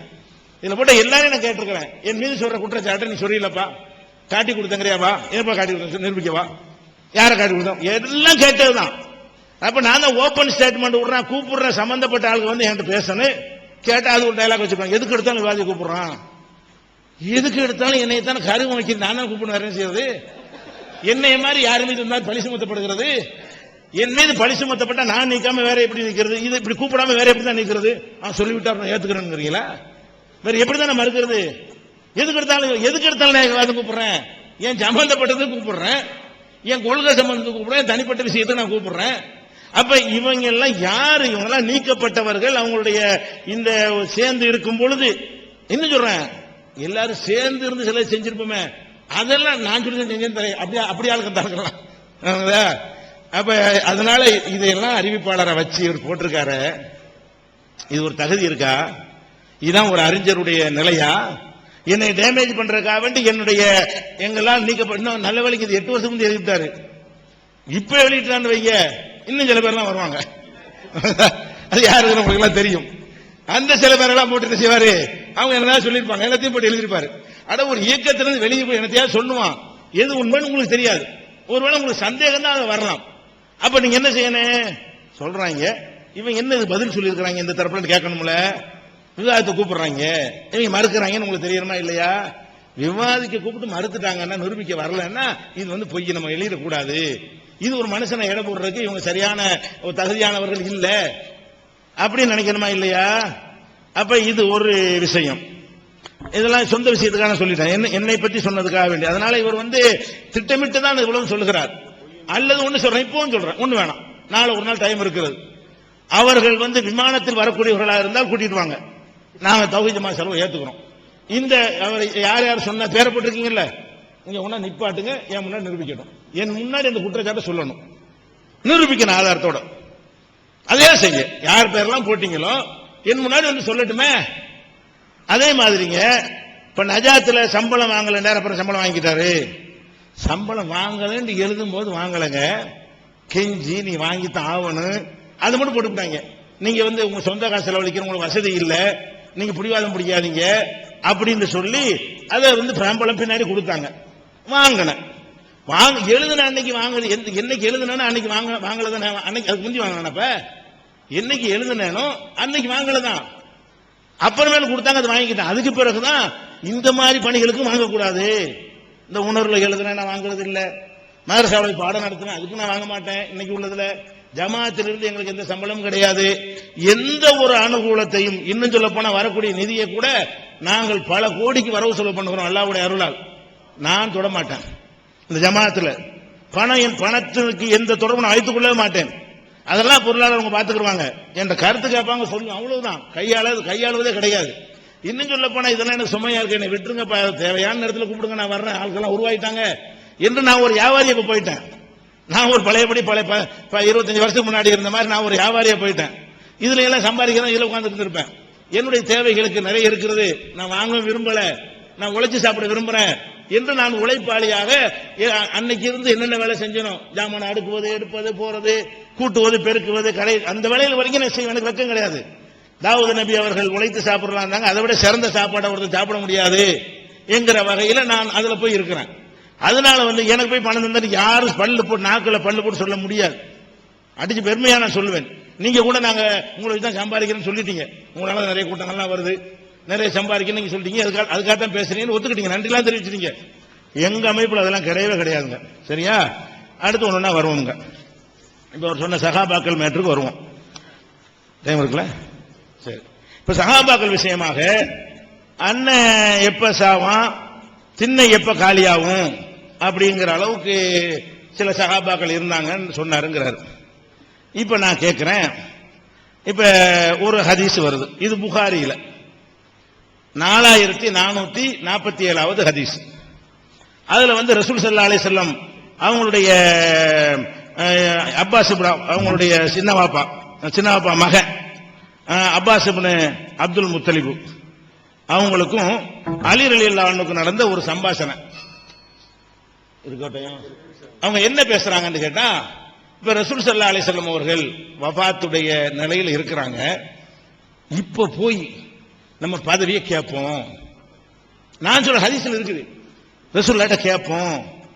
இப்ப நமக்கு அவங்க போயிட்டாங்கன்னா நமக்கு கிடைக்காது. இப்ப போய் நம்ம அடுத்த ஜனாதிபதி நம்மளுக்கு கேட்போம், ரசூலுல்லாஹ்வுடைய குடும்பத்தாரு கேட்போம். அப்ப ஒரு சஹாபி இப்படி சொல்லுவாரா, இன்னொரு சஹாபி சொல்லுவாரு, இப்ப நம்ம கேட்டு ரசூலுல்லாஹ் பதவி இல்லைன்ட்டாங்கன்னு வைங்க, கியாமத் நாள் வரைக்கும் நமக்கு கிடைக்கவே கிடைக்காது, அப்புறம் பேசாம இருந்துருவோம், பின்னாடி கிடைக்காத வாய்ப்பு இருக்கும். இப்ப போய் நம்ம பதவியை கேட்டு ரசூலுல்லாஹ் மறுத்துட்டாங்கன்னு வைங்க, ரசூலுல்லாஹ் மறுத்துட்டாங்கிற காரணம் சொல்லி கியாமத் நாள் வரைக்கும் நம்ம ரசூலுல்லாஹ்வோட குடும்பத்துக்கு என்ன செய்யாது, பதவி கிடைக்காது என்று பேசிக் கொண்டார்கள். இந்த ஹதீஸ்ல புகாரி சொல்றார். புகாரி நம்பகமான அறிவிப்பாளருடைய சொல்றார். ரசூல் ஸல்லல்லாஹு அலைஹி வஸல்லம் மரண வேளையில் இருக்கக்கூடிய நேரத்தில் பதவியை கேட்போம் அவங்க நினைச்சாங்கன்னு சொல்லுவது நான் அவதூறா, ஹதீஸ்ல இருக்கிறதா? அப்பனா புகாரிய கேளுங்க போய், அல்லது அதை யார் அறிவிக்கிறா, ஜுஹ்ரிய கேளுங்க, காபி இப்னு மாலிக்க கேளுங்க, அவருடைய மகனை போய் கேளுங்க, அபூ ஷுவைப் இப்னு ஹம்சாவை கேளுங்க, பிஷரை கேளுங்க. இது இந்த உதாரணத்துக்கு அண்ணன் தமிழ்ல பழமொழி சொல்லுவாங்க, எப்படா போவாரு திண்ணையில படுத்துக்கலாம் நினைப்பாங்களே, அது மாதிரி இருக்குதா இல்லையா? உதாரணத்துக்கு சொன்னா அந்த உதாரணத்துக்கு தகுந்த மாதிரி இப்ப இருக்கா இல்லையா? இது நாளைக்கு இதை எப்படி நம்ம முஸ்லீம் விட்டுருங்க, ஒரு மனுஷன் கொண்டே இந்த மாதிரி இவர் இதுக்கு என்ன மதிப்புன்னு கேட்டா என்ன செய்வாங்க? இந்த நேரத்திலுமா பதவியை பத்தி ஆசைப்படுவது அதை சொல்லுதா இல்லையா செய்தி? புகாரிங்கிறீங்க, ஆதாரப்பூர்வமான நீங்கள் தான் சொல்லி நாங்கள் தான் சொல்றோம், அதுல இந்த செய்தி இருக்குதா இல்லையா? 4447 பாருங்க. இந்த மாதிரி சொல்ற வாசகத்துக்கு என்ன டயலாக் விடுவது? நீங்க சைஃபுதீன் ரசாதி அவர் அந்த சக்கராத்து ஹால்ல இருக்கிற வேணாம் என்ன வச்சுக்கிறோம், நான் ஒரு சக்கராத்து ஹால்ல இருக்கும் பொழுது என் பசங்க 2 பேரும் இப்படி பேசிக்கிட்டாங்கன்னா அதுக்கு என்ன அர்த்தம் கொடுக்கறது? அப்படி வைப்போம். நான் சக்கராத்து ஹால் வாப்பாட்ட போய் கேட்டுருவோம், கடை எழுதி கேட்போம்.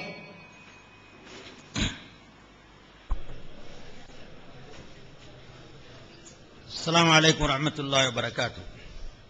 அருமை சகோதரர்களே, சத்திய சஹாபாக்களை பத்தி சில பேர் நீங்க சொல்லவே இல்லை. அவர் சொன்ன வார்த்தை என்ன? சஹாபாக்க எதிர்பார்த்திருந்தாங்க, அண்ணன் எப்ப சாவான் தின்ன. இந்த உதாரணம் இருக்குது, இந்த வார்த்தை யாருக்கு பயன்படுத்தணும்னு வேண்டாமா? தமிழ் உதாரணம் ஏதோ ஞாபகம் வந்துருச்சுன்னு யாரு மேல போடுறாரு? பிஜே மேல சொன்ன குற்றச்சாட்டு அவன் கட்சியை விட்டு அவன் தன்னுடைய குரூப்பை விட்டு வெளியேற்றப்பட்டு சொன்னானுங்கன்னு இவ்வளவு வேகம் வருது, இப்படி சொல்லிட்டானுங்கன்னு ஒட்டி வேகம் வருது. உங்களுடைய நிலைகளை விளக்குறீங்க, உங்களுக்கு அவங்களுக்கு தான் விளைச்சம், எனக்கு என்ன தெரியும் கூட இருக்கிற ஆளுக்கு. சொன்னதை நீங்க என்னைய சொன்னீங்க, நான் உங்களை சொன்னி செய்து போட்டேன், அதுல இவ்வளவு ஆத்திரம் வருது. இங்க சஹாபாக்கள் சொன்ன நபர் 1 2ன்னா அந்த 2 நபரையாவது சொல்லிட்டு இருந்தாலும் சொல்லியிருந்தாலும் பரவாயில்ல.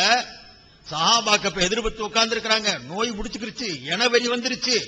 எங்க கொஞ்சம் யோசிக்க வேணாம்? புகாரியுடைய இந்த ஹதீஸை எத்தனை பேருக்கு தெரிஞ்சிருச்சு? ஆனா உங்க பயானுக்கு பிறகு ஒரு சின்ன பையன் அரக்கால் டவுசர் பையன் வரைக்கும் கேட்கிறான். இன்னைக்கு சஹாபாக்கு யாரு அவர் என்ன கேட்க வந்துச்சான். இது எந்த நிலை வந்துச்சு? சரி, புகாரியுடைய இப்ப வாசிச்சாரு இருந்துச்சுன்னு சொல்லி வாசகத்தை பார்த்தா இந்த அவர் எடுத்து இந்த ஆதாரத்தமா காட்டியிருக்க கூடாது. புகாரியுடைய வாசகம் வருது, ரசூலுல்லாஹி ஸல்லல்லாஹு அலைஹி வஸல்லம் வஃபாத்துடைய நிலையில இருக்கும்போது சக்கராத் அல்லன்னு சொல்லிக்கிட்டு இருக்கும்போது சக்கராத் ஆயிருச்சு டைம். இல்லாட்டி முழுக்க கேட்டிருப்பேன். ஸல்லல்லாஹு அலைஹி வஸல்லத்துல அந்த நோயுடைய கடுமையுடைய நேரத்துல وإني والله لا أرى رسول الله صلى الله عليه وسلم سوف يتوفى من وجعه هذا إني لا أعرف وجوه بني عبد المطلب عند الموت. அப்பாஸ் இப்னு அப்துல் முத்தலிப ஹஜ்ரத் அலி ரலியல்லாஹு அன்ஹு இடத்துல an Ali Ibn Abhi Talib خرج من عند رسول الله صلى الله عليه وسلم في وجهه الذي توفى فيه فقال الناس يا ابا الحسن كيف اصبح رسول الله صلى الله عليه وسلم فقال اصبح بحمد الله باريا فاخذ بيده Abbas இப்னு அப்துல் முத்தலிப். ஹஜ்ரத் அலியுடைய கையை பிடிச்சுக்கிட்டு அப்பாஸ் ரலியல்லாஹு அன்ஹு வர்றாங்க. வந்து இந்த விஷயத்தை சொல்றாங்க, ரசூலுல்லாஹ் இறந்துருவாங்க போல தெரியுது, நபிட்ட போய் கேட்கலாம், உங்களுக்கு பிறகு இந்த ஆட்சியுடைய பொறுப்புகளை எப்படி நாங்க எங்களுக்கு கிடைக்குமா அவங்களுக்கு கிடைக்குமா? அதாவது அன்சாரிகளுக்கு, நாங்க மக்காவில இருந்து தியாகம் செஞ்ச வந்தவங்க நாங்க இருக்கிறோம், அவங்க இருக்கிறாங்க. நபி ஸல்லல்லாஹு அலைஹி வஸல்லத்துக்குடைய இந்த சூழ்நிலையில பின்னால எதுவும் குழப்பம் வந்துடக்கூடாது, கலேபரம் வந்துடக்கூடாது, நாமளே அவங்க மொழியில கேட்டுக்குருவோம்னு நபிட்ட போய் கேட்கலாம்னு சொல்றாரு. இது ஹபு பினா இலா ரசூலில்லாஹ் ஃபலனஸ்அலுஹு ஃபீமன் ஹாதல் அம்ரு இன் கான ஃபீனா அலிம்னா தாலிக் வ இன் கான ஃபீ கைரினா அலிம்னாஹு ஃபவசாபினா. நமக்கு அந்த தகுதி இருக்குதுன்னு ரசூலுல்லாஹ் சொன்னாங்கடா நம்ம ஆட்சியில இருந்துக்குருவோம். நபியுடைய சொல்ல கேட்டு நம்ம அல்லாம மத்தவங்களுக்கு இருக்குதுன்னு சொன்னா, எம்ம அல்லாம அப்பாஸும் அலி உங்களுக்கு இருக்கக்கூடிய அல்லாம மற்றவங்களுக்கு சொன்னா, அப்ப அவங்க நம்ம விஷயத்துல கொஞ்சம் உபதேசம் பண்ணிட்டு போவாங்க, அதையும் நம்ம சகிச்சுக்கிருவோம். எவ்வளவு அழகான வார்த்தை. நமக்கு காட்சி கொடுத்த நம்ம செய்வோம், பிறருக்கு சொன்னா நமக்கு அவங்க உபதேசம் செய்வாங்க, நம்மளை கொண்டு அவங்களுக்கு நல் காரியங்கள் செய்யும்படியும் கூறுவாங்க. இதை அவர் எடுத்து வச்சுக்கிட்டு எதிர்பார்த்து சஹாபாக்கள் உட்கார்ந்து இருந்தாங்க. ஒரு விஷயத்தை சொல்லும் போது எப்படியும் சொல்லலாங்க. இந்த மாதிரி அவர் உதாரணத்தை போட்டு சொல்றது கேவலப்படுத்துறதா தெரியலையா அவங்களுக்கு? அந்த சத்திய சஹாபாக்க ஆட்சி வெறி பிடித்து இப்படி அமர்ந்திருந்தவர்களாக இருந்திருந்தால் அவர்கள் எடுத்து தந்த தீனுக்கு என்ன மரியாதை இருக்குது?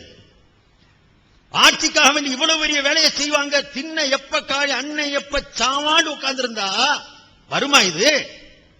எப்படி அந்த சத்திய சஹாபாக்கள் நீங்க சொல்ல போறீங்க? அருமை சோதரர்களே, அதே மாதிரி ஷம்சுல் ஹுதா ஹஜ்ரத் ஒரு விஷயம் சொன்னார்.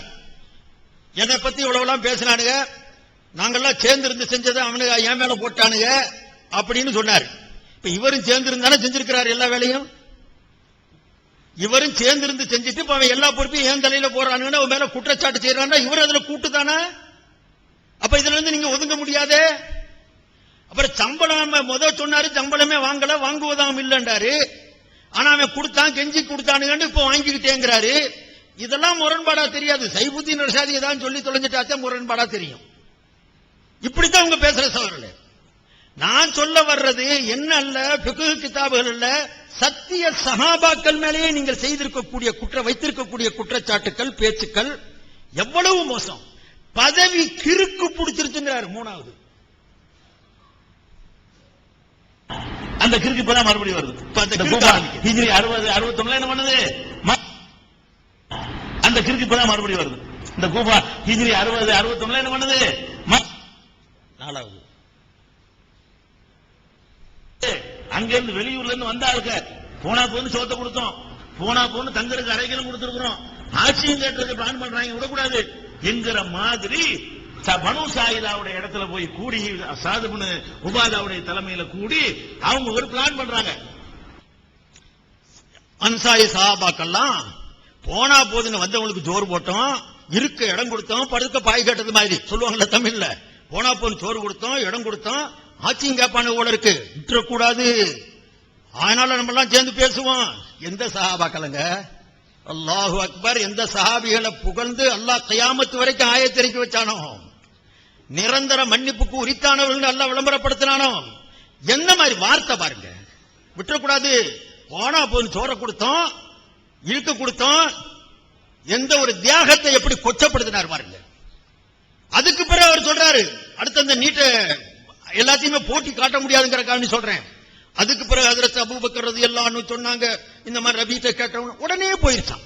இவ்வளவு வெறி பிடிச்ச ஆலோசனை பண்ணி எல்லாம் முஸ்தீபா இருக்கிற ஆளுக ஹதீஸ சொன்ன உடனே எல்லாரும் சம்பாதிச்சுக்கிட்டாங்க. சரி அபூபக்கர் இருக்கட்டும், எங்க அந்த வெறி பிடிச்சிருந்துச்சு, பதவி வெறி, பதவி கிறுக்கு, அன்னை எப்ப சாவான் திண்ணை எப்ப காலியாகும் என்கிற அளவிற்கு அந்த மோசமான நிலையில இருந்திருந்தா ஒரு ஹதீஸ சொன்ன கேட்டுக்குருவாங்களா? சண்டை ஓட்டு தீர்த்திருக்க மாட்டாங்க. அதே மாதிரி சகோதரர்களே, அதுக்கு என்ன பதில் சொல்லுங்க பாப்போம். சஹாபாக்கள் அப்படியே புடம் போட்ட தங்கம் ஒண்ணும் இல்லாம அப்படின்னு சொன்னீங்க என்று சொன்னா, ஆயிஷாவும் அலியும் யுத்தம் செஞ்சு கொண்டு இங்கிட்டு 10,000 அங்கிட்டு 10,000 சஹாபாக்கள் கழுத்து வெட்டப்பட்டுச்சு. அது என்ன அது எஸ்ஸா நோவாது? அது சரியா தவறா? அப்படி நம்மளும் வெட்டிக்கலாமா கூடாதா? சஹாபாக்க புடம் போட்ட தங்கம்னா அலியும் ஆயிஷாவும் சண்டை போட்டுக்கிட்டாங்க. இங்கிட்டு 10,000 சஹாபாக்கள் வெட்டப்பட்டாங்க, அங்கிட்டு 10,000 சஹாபாக்கள் வெட்டப்பட்டாங்க. எவ்வளவு மோசமான கருத்து! ஒண்ணு ஞானம் இல்லைன்னு அர்த்தம் அல்லது மானம் இல்லைன்னு அர்த்தம். அருமை சகோதரர்களே, 10,000 சஹாபாக்கள் வெட்டப்பட்டு சொல்லக்கூடிய குற்றச்சாட்டை தயவு செய்து நீங்க சிந்திச்சு பாருங்க. வார்த்தையை நீ அயோக்கியண்டாரு, மகா அயோக்கியண்டாரு, அதனால சில வார்த்தைகள் கடுமையா வர்றதை நீங்க பெருசா எடுத்துக்கிற வேணாம். சொல்லி இருக்கக்கூடிய கருத்தை யோசிச்சு பாருங்க. 10,000 சஹாபி இங்க வெட்டப்பட்டாரு, 10,000 சஹாபாக்கள் அங்க வெட்டப்பட்டாரு அப்படின்னு சொல்லக்கூடிய இவரு இது அவர் நிரூபிப்பாரா? 10,000 சஹாபி 20,000 சஹாபிகள் வெட்டப்பட்ட செய்தி அவர் எடுத்து காட்டணும். பேர்கள் வேண்டாம், வரலாற்று நூல்ல ஆயிஷா பக்கம் 10,000 இவங்க பக்கம் 10,000 காட்ட சொல்லுங்க பார்க்கலாம். இருக்குமா இது? அருமை சகோதரர்களே, அங்க கலந்துகிட்டது 10,000 சஹாபாக்கள் வெட்டப்பட்டதாக எவ்வளவு தைரியமா சொல்றாரு பாருங்க. இது எஸ்ஸா நோவா, சரியா தப்பா? இந்த சஹாபாக்களை பின்பற்றிக்கலாமா? சண்டை போடுறது இல்லையா சஹாபாக்களை பின்பற்ற சொன்னோம். மார்க்க மசலா சொல்றாங்க, எல்லா சஹாபாக்களும் சேர்ந்து ஒரு கருத்தை சொன்னாங்கன்னா ஏத்துக்கங்கன்னு சொன்னா அதை விட்டு போட்டு இந்த பிள்ளைங்க கண்டை ஓட்டுக்கிட்டாங்களே, தாக்கிர் நாயக்கர் நானும் வெட்டிக்கலாமா, உமர் ஷரீப் நானும் வெட்டிக்கலாமா, நல்ல வேலையா ஏன் பேர சொல்லல, சைபுத்தீனும் நானும் வெட்டிக்கலாமான்ட்டு.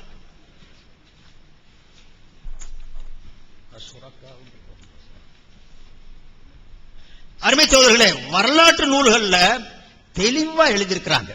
என்ன எழுதியிருக்கிறாங்க தெரியுமா? இந்த யுத்தங்கள்ல நபிகள் நாயகம் ஸல்லல்லாஹு அலைஹி வஸல்லம் வஃபாத்துக்கு பிறகு நடந்த இந்த நிகழ்வுகள்ல சில சஹாபாக்கள் அதுல எந்த அளவுக்கு எழுதுறாங்கன்னு சொன்னா, நான் அதனுடைய கிளிப்ஸ் காட்டுறேன், அந்த வரலாற்றுடைய குறிப்பை நான் உங்களுக்கு முன்னால எடுத்து வைக்கிறேன் இன்ஷா அல்லாஹ் தஆலா. அதுல எழுதுறாங்க, மீறி போனா 30 பேர் கலந்தாங்கன்னு இருக்குங்க. சஹாபாக்கள் 30 பேர் கலந்துக்கிட்டாங்க. அதுல சில பேர் அவருக்கு தப்பா சொல்றாரு, 5 பேருக்கு மேல 6வது பேர் கலந்துருந்தா நான் பொய்யங்கிறார் ஒருத்தர். ஆனா வெளியிலாம எடுத்தா ரொம்ப மீறி போனா 100 பேரை காட்ட முடியாது. 100 பேரை காட்ட முடியாது.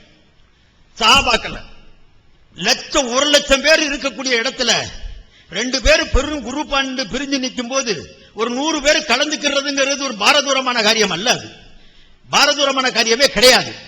அப்படி இருக்கும்போது இப்படி உள்ள சஹாபாக்களை பத்தி இங்கிட்டு 10,000 சஹாபா அங்கிட்டு 10,000 சஹாபின்னு சொல்றதா இருந்தா இது எவ்வளவு மோசமான கருத்து சகோதரர்களே.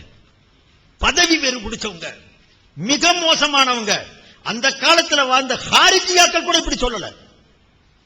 இவ்வளவு மேடை ஓட்டு சொல்லல. மேடை ஓட்டு பொது ஜனங்களை வச்சுக்கிட்டு அன்னைய பச்சாவான் சின்னையப்ப காலியாகும், கிறுக்கு பதவி கிறுக்கு, போனா போன்னு சோறு போட்டோம், இருக்க இடம் கொடுத்தோம், ஆட்சியை பிடிக்க பாக்குறாங்க, விட்டக்கூடாது. ஹதீஸ் 5வது நம்பர். அதே மாதிரி ஜக்காத்துடைய விஷயத்துல சஹாபாக்க காசு விஷயத்துல ஏத்துக்குருவோம். ஆனால் இந்த ஜக்காத்துங்கிற டாபிக் வந்தீங்கன்னு சொன்னா எங்களுக்கு இஸ்லாமே வேண்டியதில்லை. காசு விஷயத்துல மனுஷன் அப்படித்தான் இருக்கிறான்.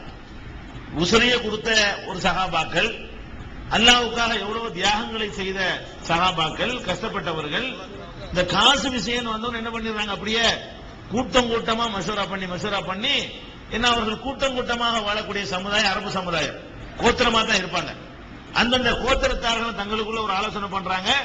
ஆலோசனை பண்ணி நம்ம இனிமே ஜக்காத்து கொடுக்க கூடாது, ஜக்காத்து அப்ப ஜக்காத்துக்கு கொடுக்காது ஆயத்தை வளைச்சு திரிச்சு சஹாபாக்களை யாராவது ஒரு கூட்டம் செஞ்சான் இருந்தா அந்த அந்த கூட்டத்தை எதிர்த்து போரிடுவேன்னு சொல்லி அபூபக்கர் பிரகடனப்படுத்துறாங்கன்னு சொன்னா அந்த சம்பவத்தை எப்படி சொல்லணும், அதை எந்த மாதிரி எடுத்து வைக்கணும்? அம்மாவும் அத்தாவும் சண்டை ஓட்டுக்கிட்டா நடுரோட்டில் நின்று அவங்களுடைய சண்டையை பேசுவோமா? அவங்கள பத்தி விமர்சிப்போமா? இந்த அளவிற்கு அவங்கள பேசுவதற்கு நமக்கு உரிமை இருக்குதா? நபிகள் நாயகம் ஸல்லல்லாஹு அலைஹி வஸல்லம் அவங்க தடை போட்டாங்களே, தெல்ல தெளிவா அல் பிதாயா வன் நிஹாயாவுல சனதோட எழுதுறாங்க, ஹாஜத்தில் ஃபித்னத்து வ அஸ்ஹாபு ரசூலில்லாஹி ஸல்லல்லாஹு அலைஹி வஸல்லம் அஷராத்தில் உலூஃபி ஃபலம் யஹ்துருஹா மின்ஹும் மியத்துன் பல் லம் யப்லுகு 30. அந்த ஃபித்னாவுடைய காலத்தில் சஹாபாக்களுக்கு மத்தியிலே, அந்த சஹாபாக்களுடைய காலத்தில் நடந்த யுத்த காலத்திலே பல்லாயிரக்கணக்கான சஹாபாக்கள் இருக்கு. அஸ்ஸலாமு அலைக்கும் வரஹ்மத்துல்லாஹி வபரகாத்துஹு. அன்பிற்குரிய சகோதரர்களே, சஹாபாக்களை பற்றி எவ்வளவு கீழ்த்தரமாக விமர்சிக்கிறார்கள் என்று உணர்ச்சியை அப்படியே கொப்புளிக்கிற வகையில் சில வாதங்களை எல்லாம் எடுத்து வைத்திருக்கிறார்கள். அதற்கு ஒவ்வொன்றுக்கும் நான் தகுந்த ஆதாரங்களோடு நான் பதில் சொல்கிறேன். அதற்கு முன்னால சஹாபாக்களை கண்ணியப்படுத்தணுங்கிறது உண்மை. அதை விட கோடி மடங்கு அல்லாஹ்வை கண்ணியப்படுத்த வேண்டும். அல்லாஹ் என்னைய வணங்குறான், நான் அல்லாஹ் வணங்குறேன்னு ஒருத்தன் சொல்றான். அவன் மீது கோவப்பட்டு ரத்தம் கொதிக்க மாட்டேங்குது. பாவப்பட்ட இப்னு அரபியா தெரிகிறாரு. அல்லாஹ்வை இவ்வளவு, அல்லாஹ்வை நான் வணங்குறான், அல்லாஹ் என்னைய வணங்குறானா? இது எவ்வளவு பயங்கரமான ஒரு விஷயம். அதுக்கெல்லாம் கோவமே வரமாட்டேங்குது. மூசா நபி காபிர், ஃபிரௌன் முஸ்லீம்ங்கிறான். ஒரு நபிய ஈமான் இல்லாதவராகவும் ஒரு காபிர மூமின் என்று சொல்கிறான். அவன் மீது கொந்தளிச்சு ஒரு கோபம் வராம தவறு குற்றம் வைத்துக் கொள்ளலாம். சின்ன தவறு தானே, பெரிய தவறு இப்படிங்கிற அளவு உள்ளதான் வருதே தவிர ரத்தம் கொதிக்க மாட்டேங்குது. இப்ப சஹாபாக்கள் கொதிக்குது என்றால் எங்களுக்கு கொதிக்கும். ஆனால் சஹாபாக்கள் உணர்வுபூர்வமாக கிளப்பி விட்டு இப்படி சொன்னா அப்படி காட்டுறான்னு பாக்குறாரு. அது ஆர்கியுமெண்ட் அறிவுபூர்வமா விவாதிக்க உட்கார்ந்து இருக்கிறோம். நான் ஒரு கருத்தை சொன்னால் அது இருக்குதா இல்லையாங்கிறத வைத்து இருக்கிறத சொன்னா என்னை நீங்க குறை சொல்லக்கூடாது, இல்லாத சொன்னா குறை சொல்லணும், அவ்வளவுதான். இதை பதிவு செஞ்சுக்கிறேன். அதனால சும்மா சஹாபஹோ அப்படின்லாம் சொல்லாம என்ன சொன்ன அது இருக்குதா இல்லையா அதை பேசுங்க.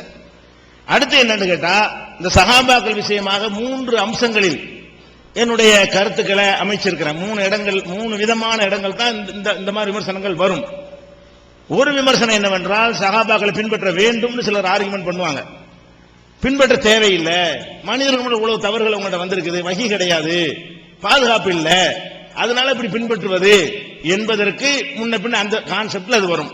ஒண்ணும் ஏன்னா சஹாபாக்களை மொத்தமா ஹாரிஜாக்கள் மாதிரி திட்டுறாங்கன்னு நினைச்சிடக்கூடாது. எந்த அளவுக்கு சொல்லுவோம், எல்லா இடத்துலையும் சொல்லுவோம், அவங்களுடைய தியாகத்தை சொல்லுவோம், அவங்க என்ன ஒரு தவறு செஞ்சா அல்லாஹ் மன்னிச்சு சொர்க்கவாசிகள் ரசூலுல்லாஹ் சொல்லிட்டாங்க, அதெல்லாம் கரெக்ட் கண்ணியப்படுத்துவோம். ஃபாலோ பண்ணணுமா? அவங்க சொன்ன மார்க்கம் ஆகுமானா ஆகாது. ஏன் இந்த மாதிரி மனிதர்கள் எல்லாமே நடந்திருக்குங்கிறதுக்காக சொல்லுவோம். இதெல்லாம் சொல்லப்பட்டது. அல்லது என்ன செய்வோம்னு கேட்டா, அவங்களுக்குள்ள 1000 சண்டை அடி தட்டி வந்தாலும் சரி, குர்ஆன்ல கட்டுப்பட்டாங்க, ரசூலுல்லாஹ் கட்டுப்பட்டாங்கன்னு சொல்றதுக்கு அவங்களோட தவறுகளை சுட்டி காட்டுவோம். பாருங்க இந்த மாதிரி இருந்துச்சு, குர்ஆன்ல கட்டுப்பட்டாங்க என்று புகழாரத்திற்காக அவங்களுடைய தவறுகளை சுட்டி காட்டுற வகையில் இது அமைந்திருக்கும். இன்னொரு வகை என்னவென்றால், ரசூலுல்லாஹ் காலத்திலிருந்து இன்னைக்கு வரைக்கும் உள்ள வரலாறை சொல்லக்கூடிய நேரத்தில் ஒவ்வொரு காலத்தில் என்னவெல்லாம் நடந்ததுன்னு சொல்லும் பொழுது நடந்த சம்பவத்தை விளக்குற இடத்துல சொல்லியிருக்கிறேன். இப்ப சஹாபாக்களை பற்றி இந்த 3 ஊர்ல இல்ல, 3 கான்செப்ட்ல தான். எத்தனை உரையை போட்டாலும் இந்த 3 கான்செப்ட் தான் அவங்க எழுக்கிறமே தவிர சஹாபாக்களை இழிவுபடுத்துறதுக்கு இழுத்ததே கிடையாது. அவங்களை பின்பற்றுவதற்கும் அவங்க எப்படி குர்ஆனை ஒபே பண்ணாங்க, ஏற்றுக்கொண்டாங்க என்பதற்கும் ஆதாரமாக சொன்னதில் உள்ள கிளிப்புகளை தான் எடுத்து காட்டுறாங்க. இதையும் நீங்கள் மனசுல என்ன செய்யணும், பதிய வச்சுக்கிறேன்னு அந்த எல்லா இடங்களையும் அவங்களை அவ்வளவு தூக்கி அவங்க திட்டக்கூடாது இந்த ஹதீஸ்லாம் சொல்றாங்களே அதெல்லாம் சொல்லி இருக்கிறோம். அப்ப அவர் வாசியில கூட ஒண்ணு வந்துச்சு, உடனே அபூபக்கர் சொன்ன உடனே அப்படி கட்டுப்பட்டு விட்டார்கள். இவ்வளவு கோபமா இருந்தவர்கள் கட்டுப்படுவார்கள் கேட்கிறாரு. அதான் சஹாபாக்கள். எவ்வளவு கோபமா இருந்தாலும் குர்ஆன்ல கட்டுப்பட்டுருவாங்க. அப்ப அது ஒரு ஆயத்து வாசிக்குதா, கல்லல்லாஹு ரசூலுஹு அம்ரன் ஐயகுன லஹுமுல் ஹியரா, அல்லாஹ் ரசூல் முடிவு செஞ்சுட்டு அப்படி அவங்களுக்கு சொந்த முடிவு இருக்காது, கோபமா தான் இருப்பாங்க, மாற்றிக் கொள்வார்கள் என்பதற்கு சொல்ற விஷயங்கள் அதில் இருக்கும். அதெல்லாம் இருக்கட்டும். ஆனால் அதுக்காக வேண்டி இதை நான் சொல்லலன்னு சொல்ல மாட்டேன்.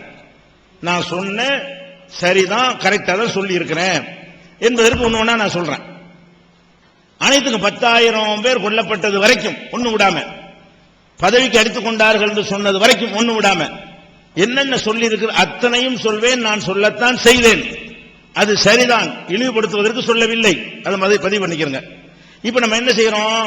பதவிக்காக, அதாவது ரசூல் ஸல்லல்லாஹு அலைஹி வஸல்லம் வந்து மரணப்படுக்கையில புகார்ல உள்ளது நான் வாசி கருத்தை தான் சொன்னேன். எப்படி சொல்றாங்கன்னு கேட்டா, இன்னி வல்லாஹி லா அரா ரசூலுல்லாஹி ஸல்லல்லாஹு அலைஹி வஸல்லம் சௌஃப யுதவஃபா மின் வஜஹி, அவங்க சீக்கிரத்தில் மரணித்து விடுவார்கள் என்பதை அவங்க முகத்தை பார்த்து நான் அறிகிறேன். இன்னி லா ஆரிஃபு வஜூஹ பனி அப்துல் முத்தலிப் இந்தல் மௌத், மௌத் நேரத்தில் அப்துல் முத்தலிபுடைய குடும்பத்தாருடைய முகங்கள் எப்படி இருக்கும் என்பதையும் நான் அறிந்து வைத்திருக்கிறேன். அதுக்கு வேற மொழிபெயர்ப்பு அவங்க சில தமிழகத்தில் போட்டிருக்கிறாங்க. அவங்க அந்த மௌத்துடைய அறிகுறி அந்த முத்தலிப் குடும்பத்தாருக்குன்னு ஒரு முகத்தில் அறிகுறி தெரியும், அது ரசூல்லா முகத்தில் தெரியுதுங்கிற கருத்துல சொல்றாரு. நான் அறிந்து வைத்திருக்கிறேன். இது ஹபு பினா இலா ரசூலுல்லாஹி ஸல்லல்லாஹு அலைஹி வஸல்லம். அப்பாஸ் கேட்கறாங்க, ரசூலுல்லாஹ்வுடைய பெரிய தந்தை கேட்கறாங்க, சின்ன தந்தை கேட்கறாங்க, இது ஹப்பினா இலா ரசூலுல்லாஹி ஸல்லல்லாஹு அலைஹி வஸல்லம், ரசூலுல்லாஹ்ட்ட எங்களை கூட்டிக்கிட்டு போ. ஃபனஸ்அலுஹு ஃபீமன் ஹாதல் அம்ர், இந்த பவர் அதிகாரம் யாருக்கு நம்ம கேட்போம். இன்கான மின்னா அலிம்னா, இன்கான ஃபீனா அலிம்னா, நம்முடையது என்று இருக்குமேயானால் அதை நம்ம தெரிந்து கொள்வோம். நமக்கு தான் அவங்களுடைய குடும்பம், நமக்குங்கிற முஹாஜிருக்கு இல்ல, குடும்பத்தாருக்கு அல்ல விளைக்கணும். ஒயின்கான ஃபீ கைரினா, வேற உங்களுக்கு ரசூலுல்லாஹ் சொல்லிவிட்டார்களே ஆனால் அலிம்னாஹு, அதை அறிந்து கொள்வோம். ஃபௌசாபினா, அவங்க நமக்கு வசியத்து செய்வாங்க அப்படின்னு இருக்கிறது. இது கூட அறிவுரை சொல்லுவாங்கன்னு சில பேர் அதுக்கு பொருள் செஞ்சிருக்கிறாங்க.